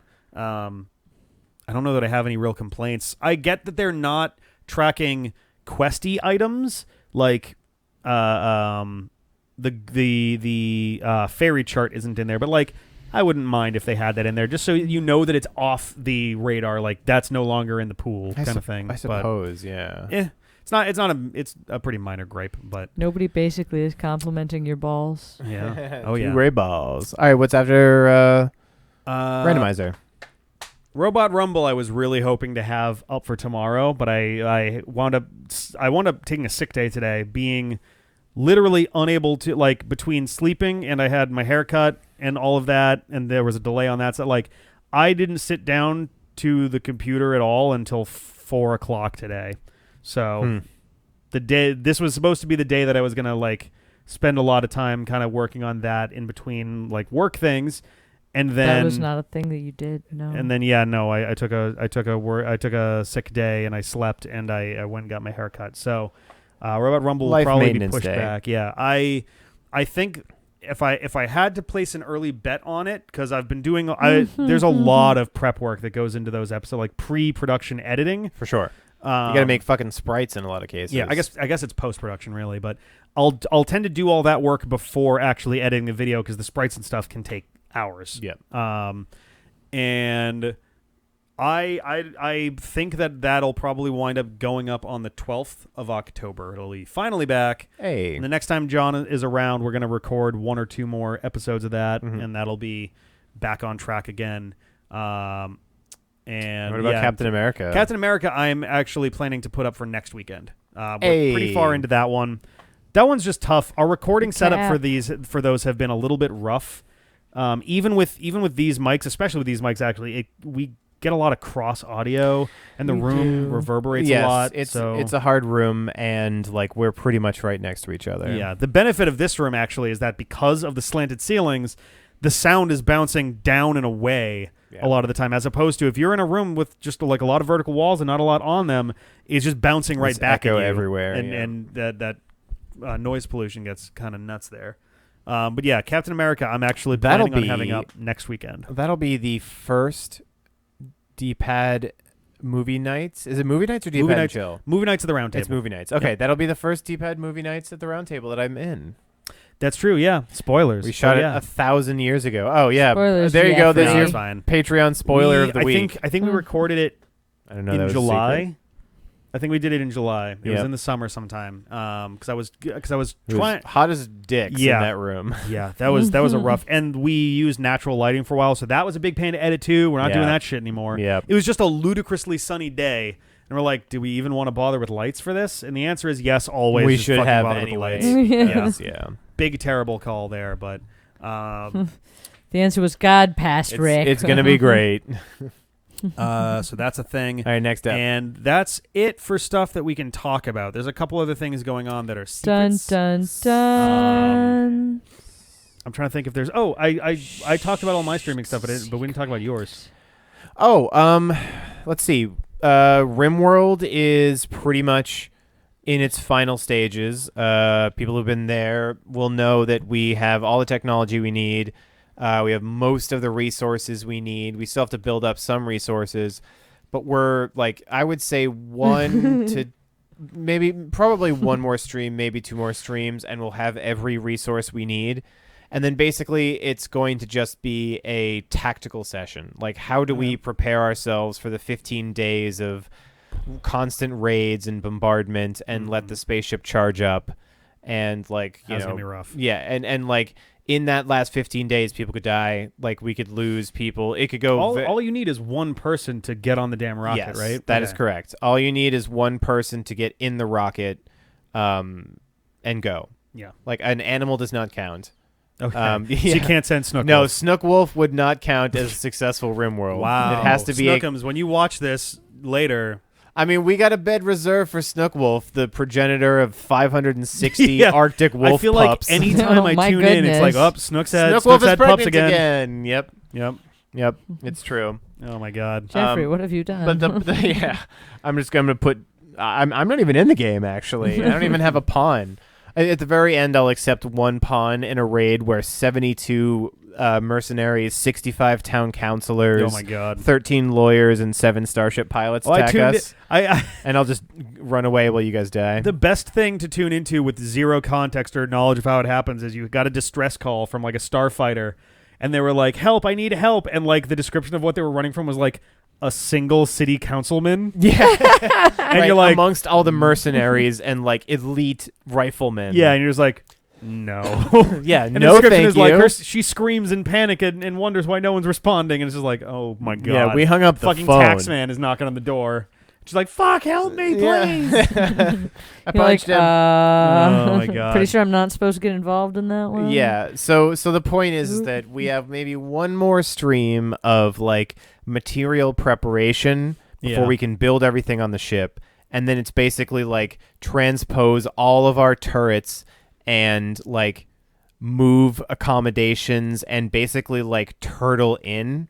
Okay. Turtle. It is possible that they do drop pod in during the raid month. Literally drop through the ceiling, yes, can't it's they? a smaller raid when they do that, and we have enough sword bros at this point and aminals that it's kind of worth it.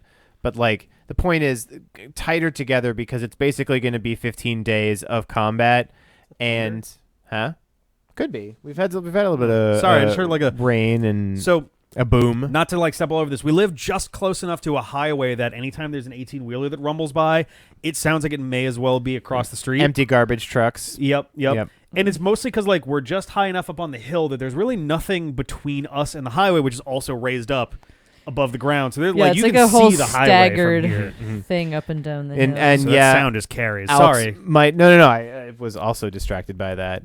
My goal is for the next stream, because I love RimWorld, but like at a certain point it becomes a management challenge for me and really hard for you guys to interact. Like we used to have so many art times and so many new relationships, But like at this point, husbands and wives are getting mad at each other because they've been together so long. And at the start of the game, they start with super low expectations because they're like, our ship crashed, and 2 days later, I'm living in a place with a roof over my head. Like, I could do this. Companionship, yay. Now they're all sleeping in plush ivory beds with art in their room and perfect heating. I don't think I agree with this arrangement anymore. 62 degrees, certainly not.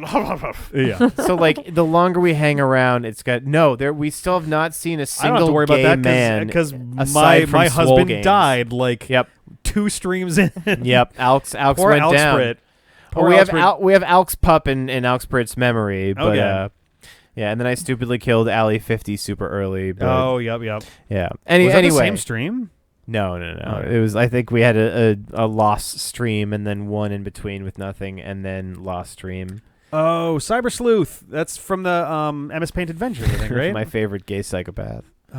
What? James Games' character Pawn in RimWorld is a gay psychopath.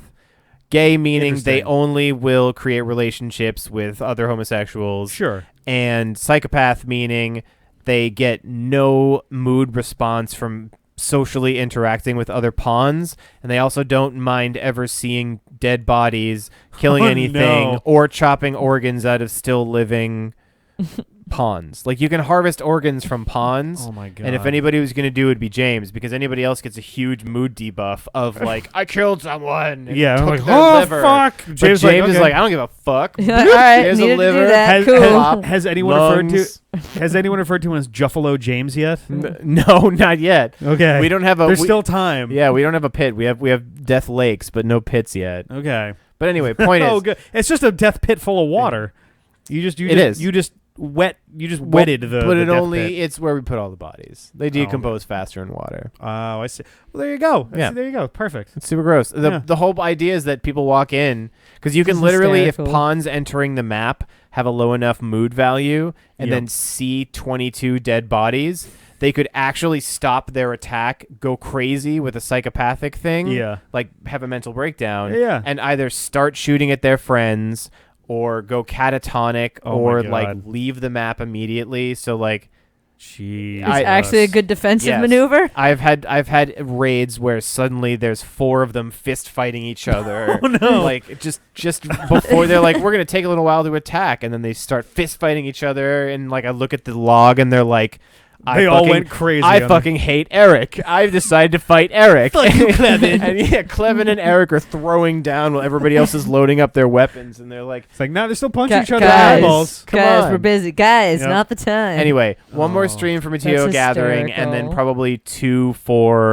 at least two for launching the ship. And I guarantee those streams in the last 15 days before the ship charges and we go, that's going to be intense. We will not be, if we get away scot-free and every pawn lives, I'm going to like do a celebration dance, because that is unlikely. Yeah, I think there's going to be some casualties there. And not only that, like, as people get knocked off, at a certain point it becomes a better idea just to put them in the cryo casket, just to get them in the way, and press button on suspended animation. If they're like bleeding out and are going to die in like, 2 hours, freeze. Okay, they're not actively bleeding because their blood is frozen in their body where they're frozen too. They had a bed like reserved for them.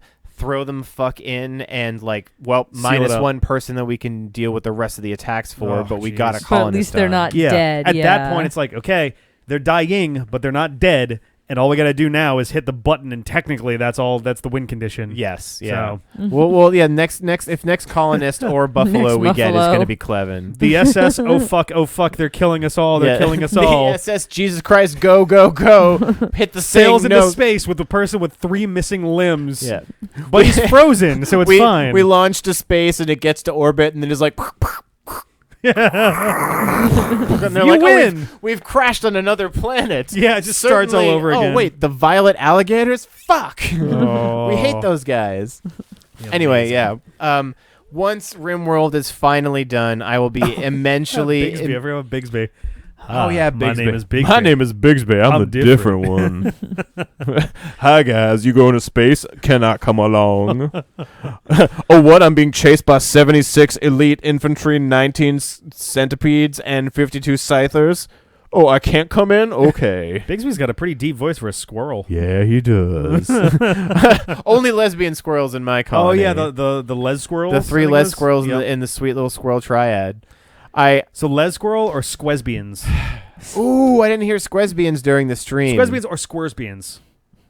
Squaresbians is a little bit too much. Is like squesbians is like the funnier sounding of the Squesbians, term. I think, is I think that's where it's better at. than squaresbians. Yeah. Yep. This sounds very strange, Yes, it's. guys. I'm gonna honestly, I could talk about RimWorld in the retrospect for a million hours, but the point is, I'm gonna be real hard pressed to not build 3 additional caskets on the spaceship to bring the lesbian squirrels along, because they were not within my initial consideration. You get to hold down the fort when you leave. That's the thing. There are some aminals that like we're gonna have to leave behind. We're just gonna be like a fun moment on Noah's anti-arc. Yeah. Where you're like, well, we got space for 4 pets and we've got 13. Hunkus, Chunkus, Junkus, Punkus, like Trunkus. There's a lot of Muffalos that are not gonna make the cut. It's pretty much It's gonna be the tough. gate goes open. You're like, first 4 in get to come with. Yeah. Oops, sorry. Of course, I say that now, and then we're gonna be launching a spaceship with like 132 and fucking one caskets. surviving person. Yeah, one colonist and all of the wolves on the entire planet are like, let's go. It'll be Wolf ship. James Wolf Games, ship the 7. gay animal tamer psychopath. Yep. 176 wolves and my 3 God. lesbian squirrels. Perfect. That's fucking magic. Yeah. Anyway, let's move on from that. I'm looking forward to Azure Dreams. I forgot to actually say that. Oh yeah. That's right. You were messing So around with that pumped. before. That'll be pretty cool. We'll get to that. I got to figure out what's happening. I think I know. So I think I know what I want to do after one of Wind Waker Randomizer and Dark Souls are done. They're gonna be ending relatively close to each other though, so there's definitely gonna be some kind of poll to figure out what's gonna happen next from that. But yeah, there's some good stuff. It's exciting to have like openings in the schedule now to like choose a new game. It's so fun. That's the best. Especially you can for tell that you can tell it's fall at the D-pad because suddenly all of our long games just kind of fade away and get replaced by new shit, and we get reinvigorated by the fact there's new interesting shit to play. Azure Dreams is kind of a long game, but I think after that, I'm gonna commit to tighter games. Like stuff that. Thank you, Sarah. Sorry. I don't know. Yeah, I can't do it, man. I expect nothing less. I think my Tuesdays are still gonna be long form games, like in the 100-hour range. But Thursdays, like I got to keep those light and breezy. Like Chicory Color Adventure thing. That look great. Is fun for 5 or 6 I streams. cannot wait for that to come out. That'll be fantastic. Yeah. But yeah, Dark Souls is now upwards of 10 streams, so that's like 40 hours, and it's like. I gotta cut that stuff down a little bit. You don't want to play Dark Souls forever? Nope. Ben will be horrified. Digimon, don't say that word. Well, like, I would love to do a lot of like one-off streams or like 3-episode streams of you like. say hey, that a here's lot, new... and then you play the whole game. Well, I no. love When, you, when I say but- one-off, what I mean is a game that is over in one stream, not a game that I play for one stream. Okay. But like, the Sage Expo is going on played right now. Dead There's gonna be a lot of fan games. You played that come out of Dead that. Cells? No, but I've heard really, really good things about it. All right, we gotta have a Dead Cells race one night. Oh, Hey-o. You would fucking love that game. actually, I wonder. There's got to be a way that we can set it up such that we can both be either. Yes, 2 game sources. Yeah, 2 game sources either in person or if you're at home on your rig and I'm here on my rig and we're playing them. Over internet, multiple screen streaming is a little more difficult because you have to like set up VLC like BitTorrent-esque video streamy things. Like you need to like set up .m3u8 files. Yes, you got to set up like active video file sources that are streamed. It's doable. I mean, like watch any Games Done Quick thing. They all play from their homes. I'm always and intrigued by the assemble fact that they have like several video sources rolling at the same time. Yes, which mystifies me because I'm always like, my fucking Hopodge does not let me have more than one Hopodge plugged in. Like, so how the hell does anyone do that? Internally in Slobs, you could do anything you want, and you have a beefy enough processor that if there's no game running on that computer, it could, as many video sources as your internet could handle. So like it's an achievable thing actually for us to race over the internet. Yeah. Like we'll have to time the streams out and see what the delay is, so we kind of keep the same video pace. Yeah. But the biggest trick with that stuff, and it's the same thing I encountered with Mega Man Fully Charged when John was remote for those, is like figuring out how to sync that is tough because it's interesting. We're essentially going to be in a situation where we're probably both going to be wearing headphones, listening to each other.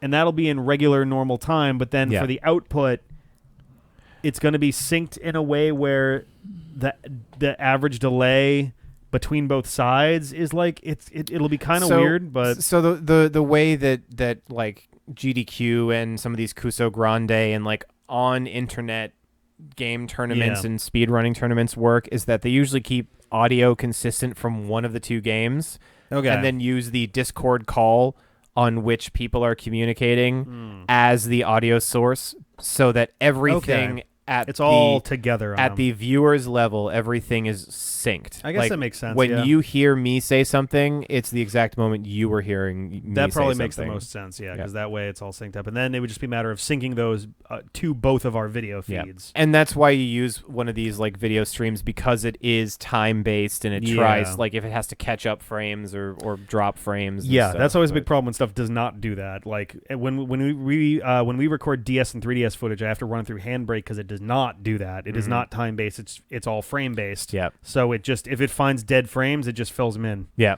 Which means that by the end of it, it's synced completely differently from where it started. Yes, this video is this long and this video is this long. Yeah. The audio and the video can be off by whole minutes depending on how long we record for. It's something that we should definitely look into because, I mean, once we can do that, we can have a weekend fun stream where me and John race Sonic 2 or something like that. Yeah. Like you and Dustin play some game together. Like it'll be real easy. Or CJ, who wanted to start streaming. Yeah, possibly. He was talking about being interested in that and like starting to gather equipment for it. Yeah, being able to do online co-op or competitive stuff would be pretty solid because there's a lot of games that you really can't without doing it online anyway. And rather than lugging a rig out here to do that with, it's easier to do that remotely. I have a travel rig.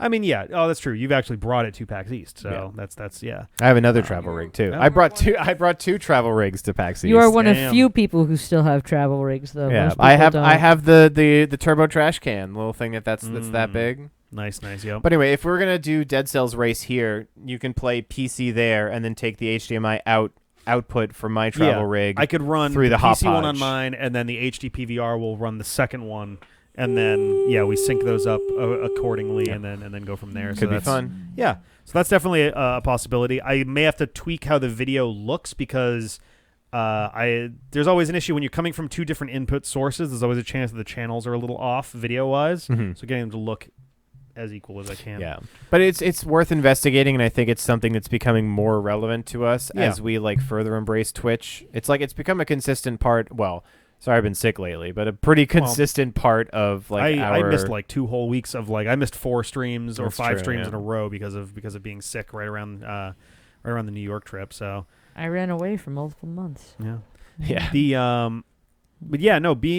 My general rule of thumb has been if it's something we're active, if it's part of a continuous thing that we were doing on YouTube, then we kept it on YouTube, and if it wasn't, then we moved it to Twitch. Yeah. But Chain of Memories, I think I did on Twitch, and I think at this point, the only stuff that's likely to stay on YouTube are going to be these Hangouts, Pokemon Yellow, just because at this point it's just kind of tradition.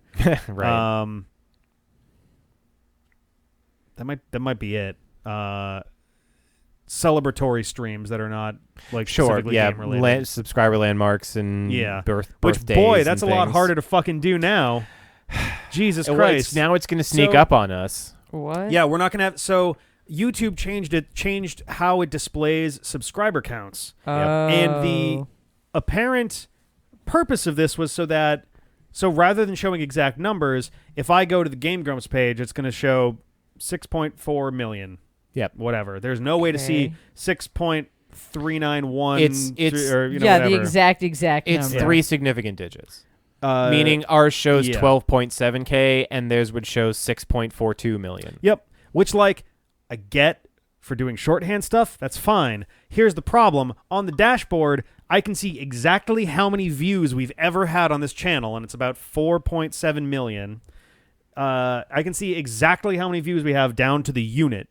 Yep. And then for subscribers, about 2 weeks ago, it was like 12,733. Since the change, it has been 12,700. Yep. And I know that's not the actual number because I can see in my analytics that we haven't lost subscribers. We quote-unquote lost 34 subscribers when it went from 12,734 to 12.7K. 7, yep. Yeah. Yeah, that's... So now it is straight up... the way that everyone's heard about it is that you're supposed to, on the dashboard, be able to see your real number, but we can't. Yeah. We don't. We just see 12,700. Something for more bigger channels or something, but... Or it might be a bug on YouTube. I was thinking it might have just out. been a bug, something they just programmed wrong. But, right? like, Jesus Christ. Shit does happen. And it's bad enough for us who are like, oh, boy, when are we going to get to 13,000? I can't even fucking imagine being the Game Grump sitting there going, like, I guess we'll just know when we've got another 100,000. Yeah, like, their thing goes to 100,000. And which anybody is sort who's... of like, Anybody who's over 10 million subscribers is now counting in 100,000s because it's 10.1, 2, 3, 4, 5. So I don't know how the fuck anybody could possibly plan for a subscriber milestone now. Yeah. Because now you're just like, I don't know, it's been about 3 weeks and we've gained Maybe. this many. If it literally told you, you know, hey, on September 14th, you hit 12,800 subscribers. Like, if they were very clear about that, you could go from that and be like, all right, since that date, we've gained 93 subscribers. Oh, maybe over the weekend we should do a thing. We'll have to interpolate. It's going to be a huge pain in the ass. I really hate mean, if that enough they do people that. are like, what the fuckery? Yeah. I mean, I guess that's true. If the D-pad gets to 10 million subscribers, we will stop bitching about the 3 significant digits. Because our teeth will have fallen out. We've forgotten what numbers are, and we're all in various nursing I will be a homes robot across the world. Yes. Yep. My brain will be in a jar. Yeah. With Why like a only your video game brain? screen. What's that? So why only your brain in a jar? I didn't say no one else's would. I'm saying mine Rick's would. making a prediction. I'm going robot personally. Robot body, I wouldn't mind. Yeah. I mean, then you get into the ethics and the philosophy of if they transfer your robot brain dick. to Oh, the God. thing. Well, But you get to that choose, you or is you that get to another get to new choose you? your custom dildo dick. This That's, is a description or a discussion No, I for just a get to keep different mine. stream. Oh, okay. I'm just gonna I keep mean, that mine. works too. They're gonna have to figure out a way to keep that stuff alive. But All right. Well, so There we what else is left on our list? I think that's it for our, pretty for our, much like, it. agenda of stuff. We've got other things that are planned, but I don't want to talk about them yet because they're either A, too early in development to really make a concrete thing out of, or B, they are just straight up surprises. Yep. Stuff being kept in the back pocket. Yes. There are... I'm trying to think if there's a few things that I'm debating whether or not to tease that are coming, or if we should just let it be a full-on surprise. If I'm thinking of the same things, then let's let them be surprises. That's kind of what my Spoilers, Joffrey. my leaning is as well. I mean, we could leak hints or something over time. It's more fun that way. We can do that as well. But yeah. Oh, I guess so. Pokemon Sword and Shield is coming. Yeah. We have one more. I think we've only got one more Patreon Hangout before that game launches. It drops, yeah. Because we've got an October Hangout right around Halloween, and then it's going to be November, and it's going to be time. So you guys got to figure out which game you want to do. I'm so pumped. You probably should also Decisions. figure out early which starter you guys want to use, Yeah. because that'll help for prepping for like branding related stuff and all that. Yeah. I mean, it's such a lame thing to tack on. Is like the business side rears its Are we ugly gonna- head, and you're like, hey, Are we going to do 2 Poke Trainers and 1 starter, or think like so. a Poke Trainer and a Ghost over the shoulder or something? Oh, maybe, I don't know. Well, that wasn't an idea on purpose. Now, now I don't want to bitch. be the ghost. I'm going to be Too late, bitch. I'm going to be the I fucking think- ghost, and I know it. think Ben would be the ghost based off of I think the general idea for how you I guys guess wanted to that's play was that it was true. going to be similar to how Ben and Lindsay were doing Ultra Sun. Yeah, he wanted my hands on the controller, but he wanted to name Yeah, so he's Pokemon the ghost. and give me sage advice. Yeah. So yeah, it'll probably be again for Ultra Sun. I think it was a Ben trainer, a Lindsay trainer, and Poplio. I guess think. that's true, yeah. So it'll probably be a similar. yeah, I thing for do this. remember that artwork now. All right, cool. So yeah, we'll have to figure out that as it goes. Ben can just be my grandfather whose spirit is following me around, helping me be Oh, the greatest God. Pokemon trainer in England. I mean, that's all that's really coming up. I'm even looking at like further out shit, and it's like, oh well, that's a thing for next year. Oh, that's a thing for next year. That's a thing for next year. Yeah, okay, no, well, I that's guess too we're not far. gonna, yeah, some of these are like way too. Some of these are literally there as like ideas for, hey, down the line, that'd be kind of a neat thing to look at. Yep. So yeah, I think that's about everything I can think of, and that's the end of the list. So yeah. Do you guys have any quick questions? Oh, I am going to be doing. I guess this is the official announcement for it because there's been schedules have been all over the place. It's been hard to do. I'm going to be holding an AMA on Sunday. Oh yeah, I believe I'm going to do it at 4 p.m. Eastern. Okay. This Sunday, it's going to be in the AMA subreddit, which there'll be a link to that going out on Twitter and in various places as when that's time for it to go. If you go to the D-pad subreddit at reddit.com/r/dpadfm, because it's got to be like a whole thing, there will be a cross post over there when we get going. But the idea for it was literally like you were gone for the weekend, you were out that weekend, and yep. I was like, what am I going to do with my Saturday night? But then John was in for the weekend, and I forget what even happened. I don't know if I was sick or surprise something. Showed up too, I think, right? Something there was something. Oh, maybe weekend. yeah. And I think we just did like 4 hours of Battle Network or something. Yeah, that was the weekend where we roped John and Dustin into Battle Network for a while. Oh, that's right. Yeah, that was actually the same weekend that we did. That was the same weekend we did Too Much Tingle Pack. And you guys had Pokemon the whole time after I left. Yeah, that was a packed ass weekend. That's what got us ahead on a bunch of videos, and is kind of like made us happier in terms of the workload we have at the moment. Like we fucking wrecked that weekend. We did a lot of shit that weekend. Yeah. We're hoping to do similar with this many. weekend, but we're gonna have to see how that one goes. Yep. Busy Saturday. And yeah, so I had thought about maybe doing a Reddit stream AMA.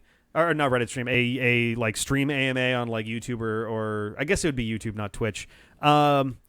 I'd considered it, and I'm not opposed to doing one in the future. It's mostly just like, I don't know. I feel like with Reddit, it's a little bit more manageable. It's the platform that birthed the form.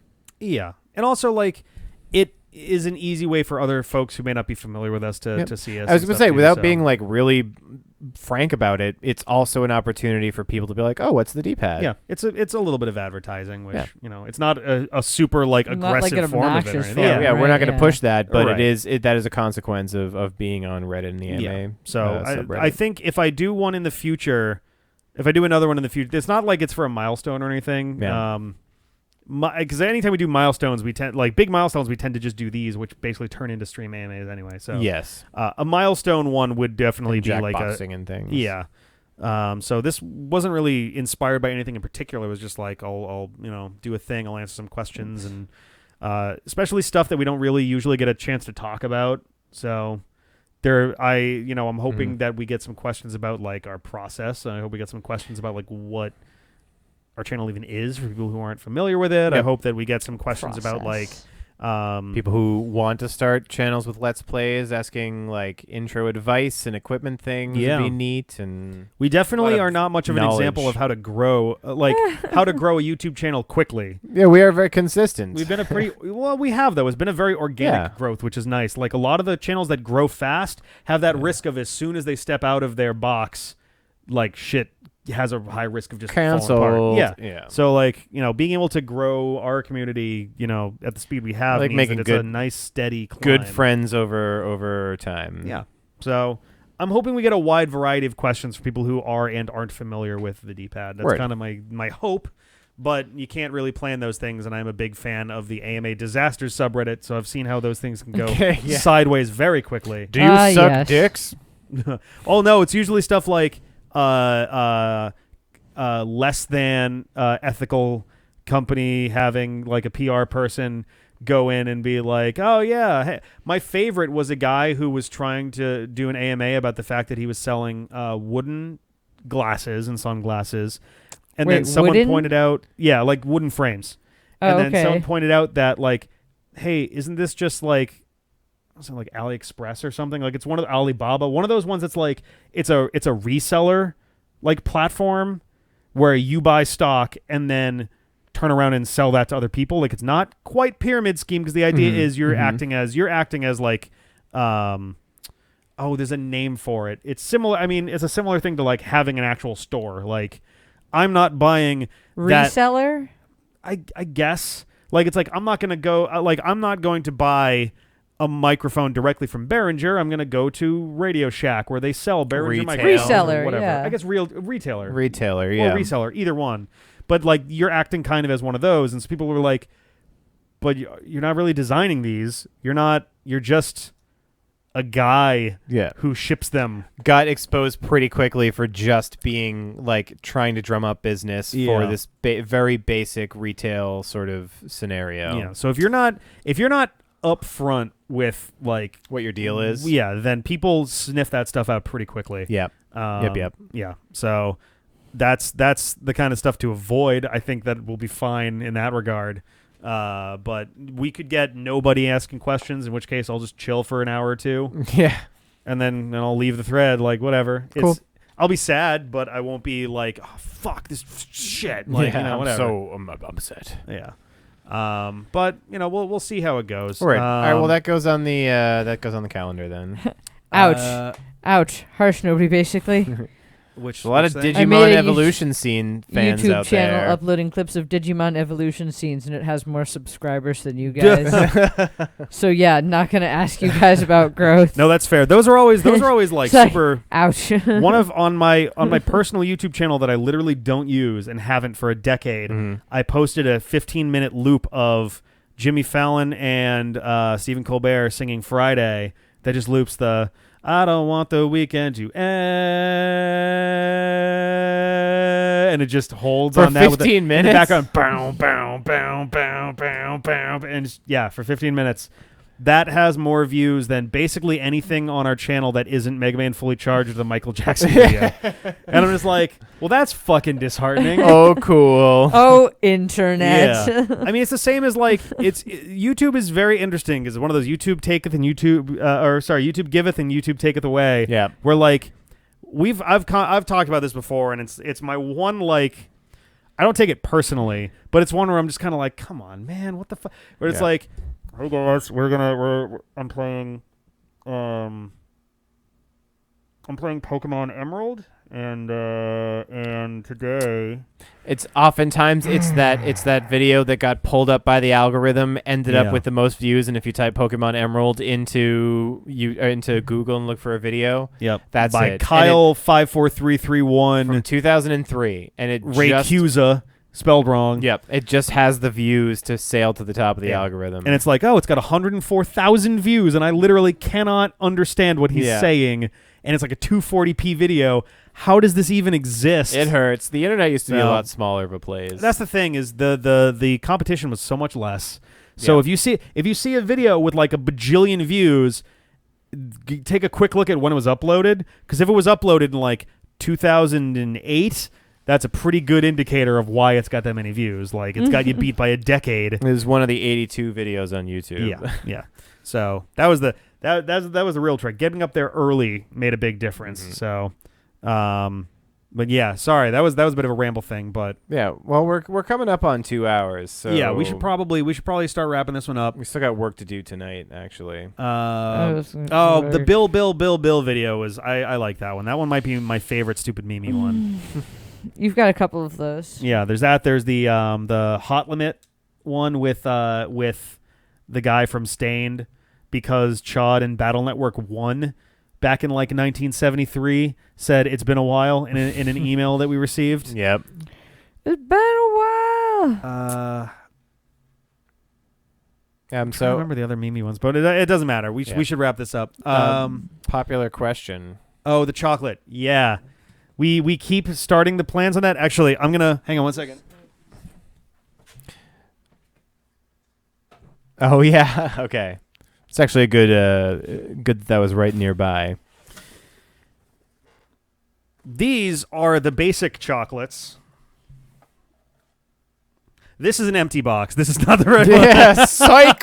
End the stream. Just kidding. There's none. No. Let's see. This one says 8 white.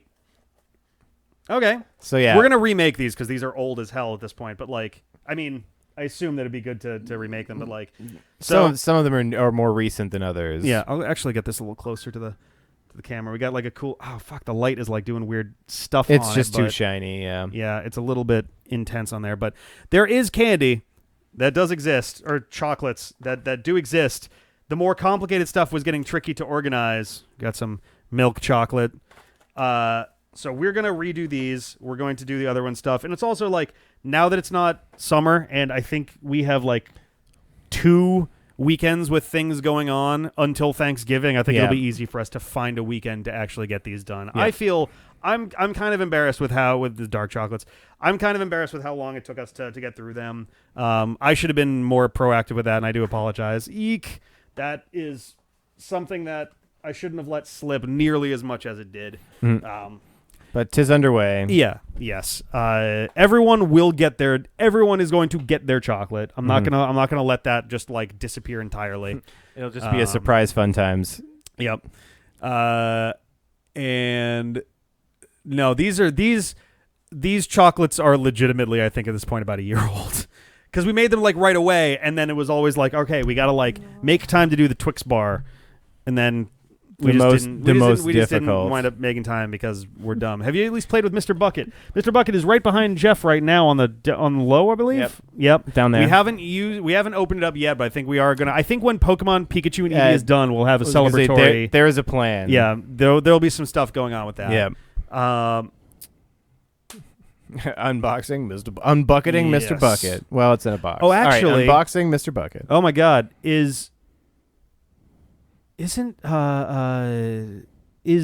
fuck me, I can't even think right now. Extra Life, isn't that coming up again already? Is that November? Am I stupid? Because I made those ones in like January or February. Yeah, because I'm just like, oh my God, Super Mario Sunshine. How long ago was that? Almost a year at this point. But that wasn't for. You know what? I'm mixing it up. Mario Odyssey. That was the Extra Life. 8th anniversary. Yeah. So those were different streams. The one that was closer. It was not 2 consecutive Extra Life. So I got to plan something for Extra Life for this year. I meant to, and then I completely spaced. So I'm going to have to find another good, like, 20-ish hour experience to, like, rock with for that. We'll have to come up with something good. November 2nd is this year's Extra Life. Okay, so we got a bit about of time. We got about a month to set this up. We'll have to come up with good stuff. I'll probably post some stuff. I'm looking forward to another marathon stream personally. Yeah. I'm like right in the zone. I'm like right about ready for I'm gonna play this time. Yeah. Yeah. What do you want to play? Well, not the whole time, but like we're the whole time. No, Jeffrey's volunteered. Super Metroid combo randomizer. I wouldn't be opposed to that. N64 banjos. Look, nobody basically. Just Super the Metroid second one is a good 24 hours. Super Metroid on Link its to the Past own. combo randomizer. I could see that taking long enough. Actually, as a randomizer, especially because the Link to the Past one alone was probably a good like 14 hours for me. So it would be wise of us to get a curated seed that doesn't suck a trillion dicks, but also isn't like a win in 2 hours because everything happens to be perfectly accessible. I think if we came into that extreme of a scenario, we could literally re-roll and do another. And just be like, fuck it, we're going back in. We'll try again. I think we should definitely make sure we have a tracker because Link to the Past would be a lot shorter without one. 24-hour tactic stream would also be fun. That wouldn't be bad either. I wouldn't. That's one where I'm like, how far into the game can we get in 24 That's a game hours? that Ben and I cannot lose.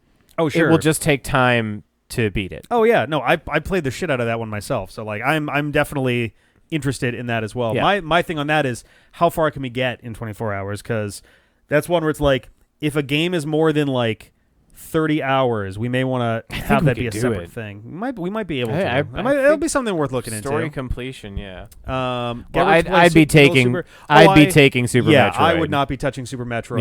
Yeah. That would be all Jeff. And I would take Super Metroid, and Rick would take Link to the Past because like it would make sense. I don't know Link to the Past as well as Rick does, and vice versa. If you're good at the game, I think the combo takes like 4 to 5. Oh, okay. It 4 to 5 hours in general, I guess, with a tracker. Yeah, because I spend a lot of time wandering, and it all depends on how much I practice all of my special maneuvers and glitch jumps and moonfalls and all the like actual. Like if Rick figures out hovering, then it's not going to take that long. Oh God! If you figure out how to dash hover or whatever it's called. Oh, whatever the fucking thing is that lets you just like ignore pits and turn shit. 90 degrees and dash, and before the animation completes, and you have to do like a sequence of like and you kind of inputs. You like float yeah, over. you can diagonally kind of jitter and not fall into a pit and skip things aggressively. I think I did that once in the Link to the Past randomizer. Like I did something that basically did some of that. Like, because you get knocked back far enough normally that you can get over some pits, and if you do like a weird input, then you can the bonking into a wall to clear a pit is like considered a baseline technique. There are like logic that you have to hover. Okay. Logic items can be behind pits that you can hover over, or you can keep it simpler where you don't have to like aggressively glitch. And in Super Metroid, like there's a lot of movement tricks you can do, and it kind of limits them down a little bit. But okay. Well, we'll have to sit on this a little bit and figure some stuff out, and we're definitely willing to take some suggestions as well. Yeah, because between possible tactics, Link to the Past, Super Metroid. Though, like people are saying, that probably isn't long enough on its own, so we'd have to do that with something else. Yeah. We got some options. We'll have to figure that one out. Yes, I think. I'm excited. But like I said, my D-pad adversary. Yeah. I think it would be more easy to execute than me being like, let's do a let's play as a long stream, unless we're going to do Shining Force 2, in which I retract my previous statement, and we're going to do that. We'll have to take some time and like figure that out. I think because the reason it occurred to me was because like all of like literally last week I was like maybe when Extra Life comes around again we can ship them out. We can get these things done, ship them out just before Extra Life. That way people are receiving them right in time for Extra Life. As like, thank you guys. Sorry that we were bad about this kind of thing. Right. Hopefully it also remind people that we're doing Extra Life again and that we're going to try to do like a big thing for it. So yeah. Okay. Wow. We have really dragged this ending out. Yeah. Yes. Okay. Yes, 20 minutes later. We should. Sorry, just checking on the chat. Yeah, we're gonna wrap it up here. Sunday there'll be the AMA. I'm gonna say at 4 p.m. Sunday. There'll be stuff on Twitter, on our subreddit. I may put up a YouTube video at like 3:55 just to let people know that it's about to start. And otherwise, thank you guys for hanging out. Yeah. Anybody watching this who was not here live, if you'd like to jump in on it live, you can go to patreon.com/dpadfm to see how. And give us your money. Yeah, that's kind of it's not very complicated actually. It's quite simple to set up. So the directions are not hard. But yeah, thank you guys again, and we'll see you guys later. I'm gonna take some Dayquil, and then I think we're gonna record some stuff. Bye. Peace out, friendos.